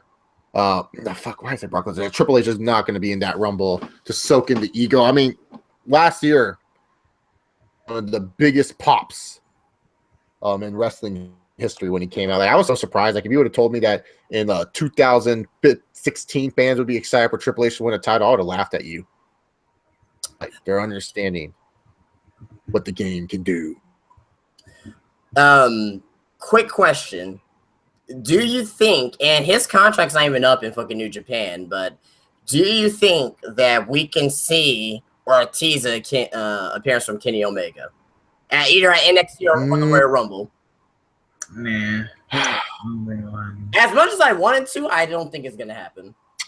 I don't think so. I think he's back with New Japan. I don't think WWE is gonna offer him what he thinks he's worth for him to jump ship. I mean, you never know. Like, but I feel like with the age, at least with the AJ rumors, it was like 100% confirmed that like AJ Styles was coming. Well, it's like Kenny Omega was, and even with Shinsuke at the time, like, it was like 100% like these 4 were coming. Yeah, it doesn't feel like that with Kenny Omega. It doesn't feel like, oh, he's going to come with the company, like he's going with the WWE. Like, even though he's been in character sense, has been like in the interviews saying, no, I'm not going to WWE. I want to be like the only legend to never wrestle there, blah blah blah blah blah, and all that other shit. Well, did you hear what he said recently? It was like in a video. I think it was like a couple days ago or like yesterday or something. He on camera, Kenny Omega says, I want to wrestle AJ Styles at WrestleMania someday. Yeah, no, he's gonna be with WWE at one point. I'm just saying from the character when he does the interviews, like in character, when he does the interviews with SI and all that other stuff. Yeah. No, I definitely understand, but like I just feel like it's just not like that. I mean, the timing, I guess, is considered right because he just had that great match with Okada. He's still kind of hot with the IWC and stuff like that. He should get pop from like all those hardcore fans and stuff like that. But I just feel like it's just gonna be I just feel like it's just not gonna happen right now. Yeah. I mean, as much as I want to happen, like I said, if he does debut, I think it's not gonna be in the Royal Rumble. If he does debut, it'll be at NXT of some sorts. Not really just of him, just like him wrestling or him doing a run in, just him just showing up, staying there, or just kind of like how Bobby Roode did, last year. Just him just showing up. I'm here, just random. You know what I mean? I think that'll be pretty. That'll be a big enough statement right there for the most part. Yeah. All right, guys. Anything else you want to add to the Royal Rumble? Not to this Royal Rumble, no. No. I mean, I think that's it. Well, let's we got a little bit more time. What's our favorite Royal Rumbles, like matches? Yes. Let's do like that. We can do that. That I've watched personally live.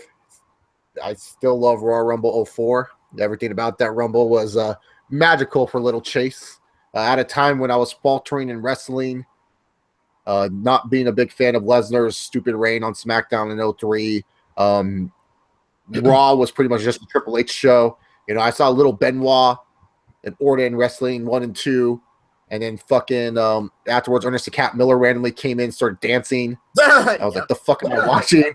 Then Mick Foley came into the match, and he eliminated Randy Orton, which set up the awesome Orton and Foley feud. And then afterwards, Big Show came in, and he was like pretty much just like tearing fucking house. Like Big Show was just beating everyone. Like it was just like, oh my God, who's going to get rid of the fucking Big Show and stuff like that. It was just great little moment. And then finally you got Benoit doing the whole like trying to get Big Show over, and then he does, and it was just like such a magical moment and everything like that. Like there was just so many good things about that Rumble. Oh yeah, Kane looked like he was gonna kill everyone, and then fucking Undertaker's music hits, and now comes Spike Dudley, and he thought Spike Dudley was playing a prank on him. That was great.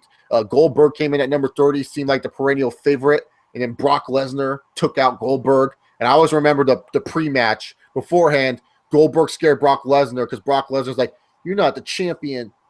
I'm the champion," and stuff like that. "You're not going to win the Rumble." And then like Goldberg's like, "Yeah, I'm going to win the Rumble.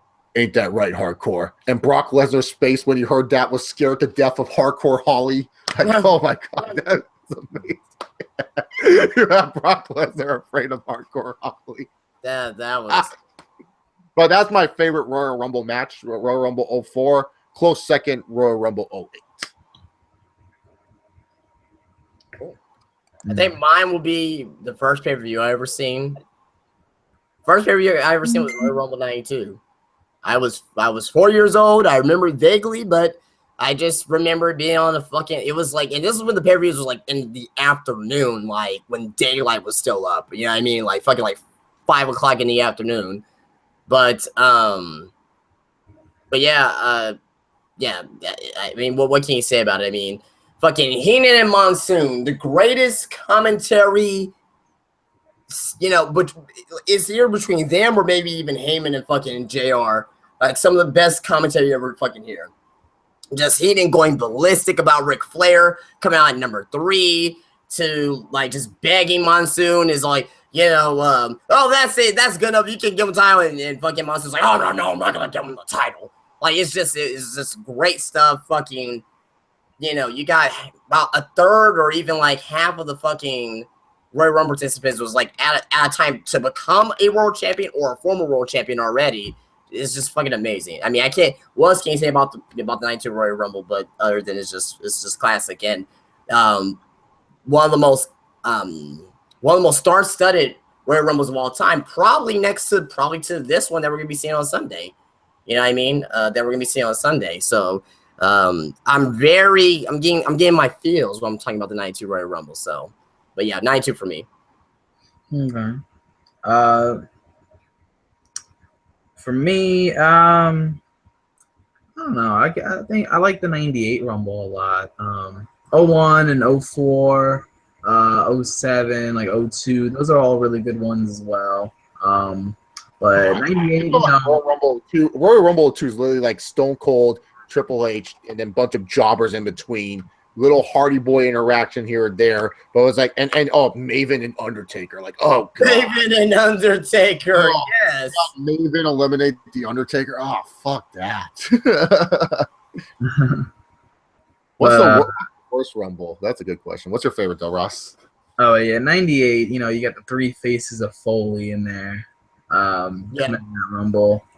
I remember. I think this was the Rumble where it was like a huge deal about Austin coming in. Like when his music hit, everybody just like stood still and waited. Didn't Austin come from behind? I want to say he did. Yeah, he came from behind, and the whole build going to the match is Austin was fucking stunning everybody. Mm-hmm. So like everybody wanted to get at Austin in the at the Royal Rumble, which is pretty cool. And I think he had like a bounty on his head too. Like if whoever eliminated Austin got like $500,000 or some shit like that. But it was something like that. Can't remember really anything else off the top of my head. But yeah, just awesome match. And I think wasn't the final two Rock and Austin? Yep, Rock and Austin. Yep, Rock and Austin. He stunned him, and fucking Rock was like, like a fucking Mortal Kombat fucking fatality, like he was getting ready for a fucking fatality, and Austin out of the ring. Yep. And then the Austin era would begin a few months later. So what Neil Spades wants to know which Rumble pissed us off. Like which Rumble that you watched that you were just so pissed off at that you obviously you guys know my answer. 2010. What a terrible Royal Rumble. Like goddamn, fucking Edge comes back out of nowhere, and then everyone's supposed to be scared of this fuck. Like Jericho's like, oh no, it's Edge. Rated Y2J and stuff like that. Oh god, like just ridiculous. Like still to this day, I think Batista botched, and Shawn Michaels should have won that fucking Rumble. Fuck. Yeah, that's true. To this day, I don't care what anyone says. No, it was planned. No, Batista was reaching to grab Shawn Michaels. He was reaching to grab him back in the ring. Batista fucked up. One thing I love me Dave Batista, but one thing he did, we fucked up that Royal Rumble. So they audible. They're like, Adam, you go. Well, no, Vince, my leg hasn't healed yet. Get your fat ass in that ring. You're winning that fucking Rumble, and tell John that he's putting you over. Damn it. I mean, for me, I think like the worst, like the one I felt very like underwhelmed on was probably 2013. I mean, 2013 is the one Cena one, right? Yeah.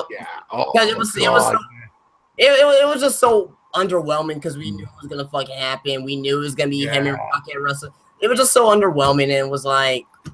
And that should have been Ryback's Rumble, to be honest. Yeah, I mean, it was just so underwhelming. But in a sense of kayfabe, definitely 93.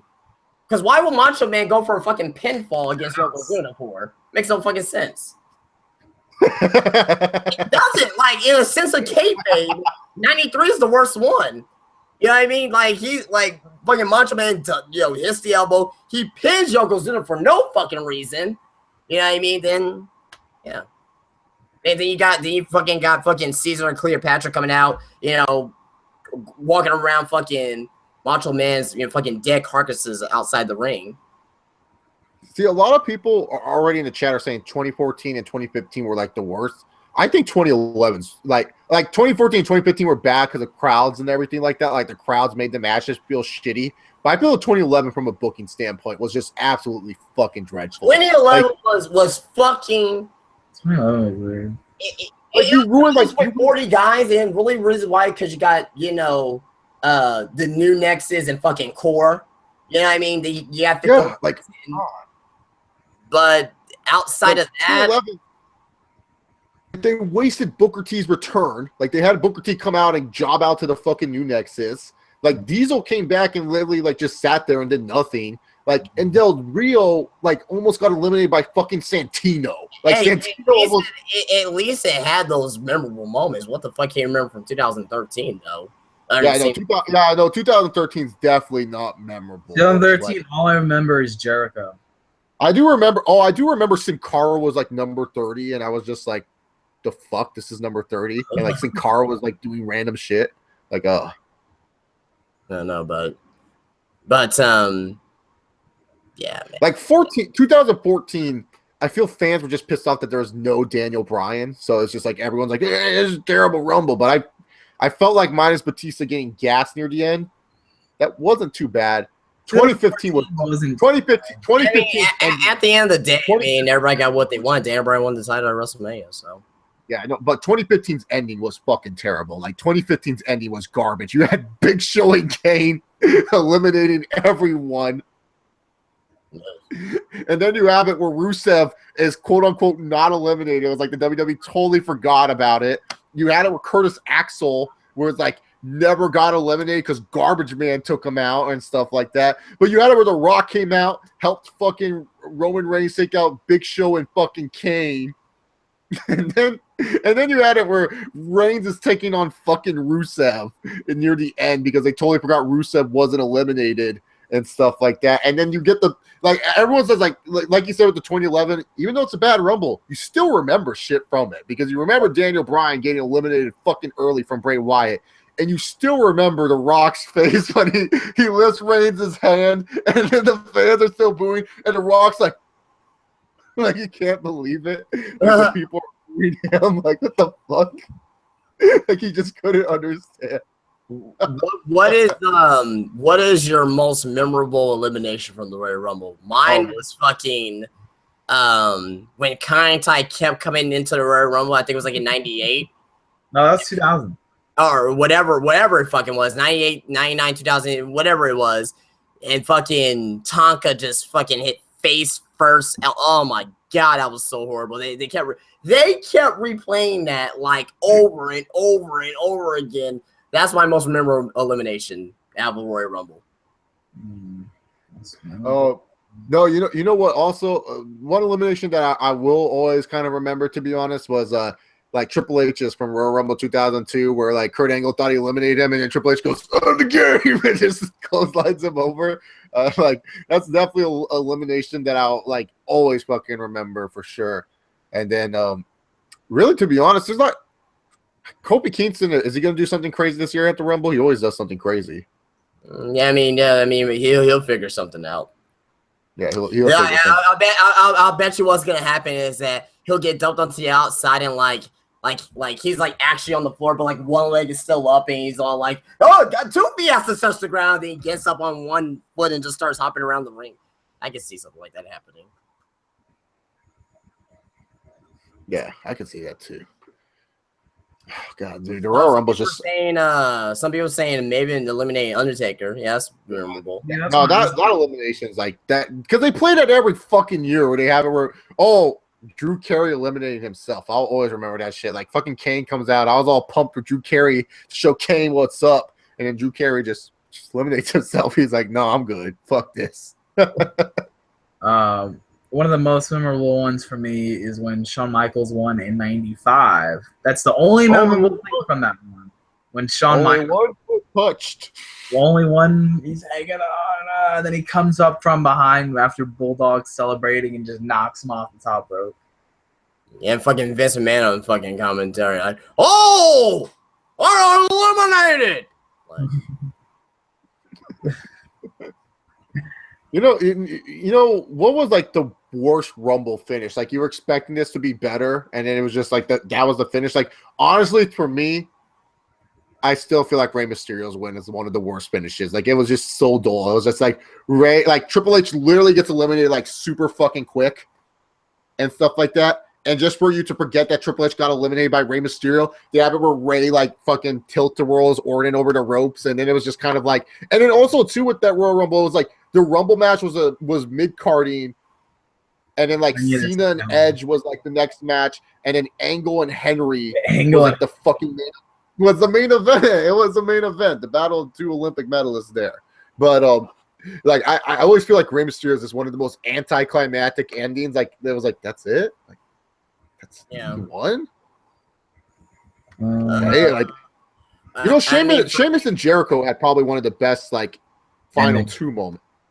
Like that was a little good exchange that they had at the 2012 Rumble, and like it was like, and Sheamus was a good shocking winner because like I remember like despite what everyone fucking says about Sheamus, y'all motherfuckers, I can probably try to find comments from some of you people that say, oh, fucking Sheamus shouldn't have won. No, I remember motherfuckers felt bad for Sheamus because he was in the doghouse and Sheamus wasn't getting pushed, and people used to bitch about like, oh, well, I don't know why WWE doesn't do shit with Sheamus. He's so much different than every other superstar. And then they finally do something with him. And everyone's like, Jericho should have won the Rumble even though we know he's going to face CM fucking Punk. Like, what the fuck is your problem? Like, Sheamus is fine. Like, I don't get it. Like, whatever. Well, but yeah, and his match lasted like about 27 seconds at 28. But we don't my most shitty ending, I will probably say 94 with Bret Hart and Lex Luger, and they're like, we're gonna call it a tie, and basically the way that they solved it is that, hey, Luger will face against Yokozuna first at WrestleMania, then whoever wins that match will have to face against Bret Hart anyway. It doesn't matter because Bret Hart's going to be in the main event anyway. Yeah, Bret Hart, who just lost to his baby brother Owen, by the way. Yeah, it's like, but it's like, yeah, they should have made sure that, whoever loses between, or whoever wins between Bret Hart and Owen Hart gets to go, against the main event match later that night, but they didn't do that. So yeah, I love how people recreate that in 05. Yeah, but I love how people go like with what's it called? Like they go like, oh man, Daniel Bryan, can't believe he pulled double duty at WrestleMania. What a legend! The fuck, Yoko went back to back. Like that dude didn't even get a break. They're like, yo, Yoko, back to back, motherfucker, you go. Like he didn't even get a break. Yep. Hey, if you want to really be technical about it, 2 WrestleManias in a row, Yoko went back to back because at WrestleMania 9 he beat Bret Hart, and then he had to face Hogan. even though it was like 10 seconds with Hogan, but 94 was bad. But I'd probably say, I think it was 89 with John. Like, why did Big John Studd win over fucking Ted DiBiase? Those were the final 2 in the ring. Like, what did that do for Ted DiBiase? I was like, what did it do for Big John Studd's career? Like, did he get a world title match, or did he? No, he just wins the Rumble, and just the most forgettable Rumble winner of all time is Big John Studd, who eliminated. Because you always remember Hacksaw Jim Duggan, because WWE shoves that in your face. Hacksaw Jim Duggan was the first Royal Rumble winner. It was 91. Is that Hogan too? Yeah, Hogan. No. Yeah, so it was Hacksaw. Oh yeah, Hogan won because Hogan won 2 times in a row. Then Ric Flair. Then the rest is history after that. So. Yeah, because like I always thought Warrior won, but he didn't because like Hogan had to win at the Rumble so he could put over Warrior at WrestleMania 6. Yeah, but I mean that's a great Rumble moment. Like Hogan and Warrior stare down and stuff like that. It's just like, oh shit, like what like I love when they do that, when they do like the Royal Rumble stare downs, and you're just like, oh fuck yeah, man. What if these two ever fought? Like the Hogan Warrior stare down. Oh god, like when you see that fucking shit, you're just like, holy shit, what if Hogan and Warrior actually fought, dude? Like that shit was hype, man. Like I love when they do that. Yep. Yeah, but that's like a long lost thing. They did on Monday Night Raw with Lesnar and Strowman. It's like, oh, and of course we knew that Vince was just coming on his fucking self looking at that. It's like, oh my god, Brock Lesnar and Braun Strowman, look at him. Wow. I could sell out 5 AT&T stadiums with that main event. That's what Vince thinking. Anything about money. You don't like what you like. I tell you what you like. Oh, classic Vincent Kennedy McMahon. Damn it. Yeah. Someone mentioned in the chat one of his favorite moments of the 2011 Royal Rumble is when John Cena and Randy Orton stared down with each other and no one gave a shit. Like they were just like looking at each other awkwardly and none of the fans fucking cheered. It was just like a dead fucking silence. Like, yeah. So hopefully you guys enjoyed this fun little random Royal Rumble 2017 preview and prediction stream. I'd like to thank you all for coming in and watching. We'll be back. Lane. Or which one's first? Fastlane or Elimination Chamber? Chamber. Chamber's first. Okay, Chamber first. So we'll be back for Elimination Chamber. Depends on how I'm feeling, like I said. But yeah, we'll be back for Elimination Chamber and preview that one, and also give thoughts about Royal Rumble and all that other razzmatazz that have happened from this event. So, Ross, where can the great people find you? You guys can find me on Twitter, Gold Standard 000, and my YouTube as well. So yeah, go check that stuff out. Yeah.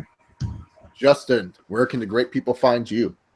You guys can find me on Twitter, which is JD Venom 02 on Twitter. Of course, on YouTube, JD Venom. We're approaching 5,000 subscribers. I do WWE, but for wrestling, really, I do WWE 2K17 Best and Worst Community Creations, which is possibly like my best thing that I got on my channel going on right now. So, new episodes up today. If you want to go check it out, I highly suggest you do that.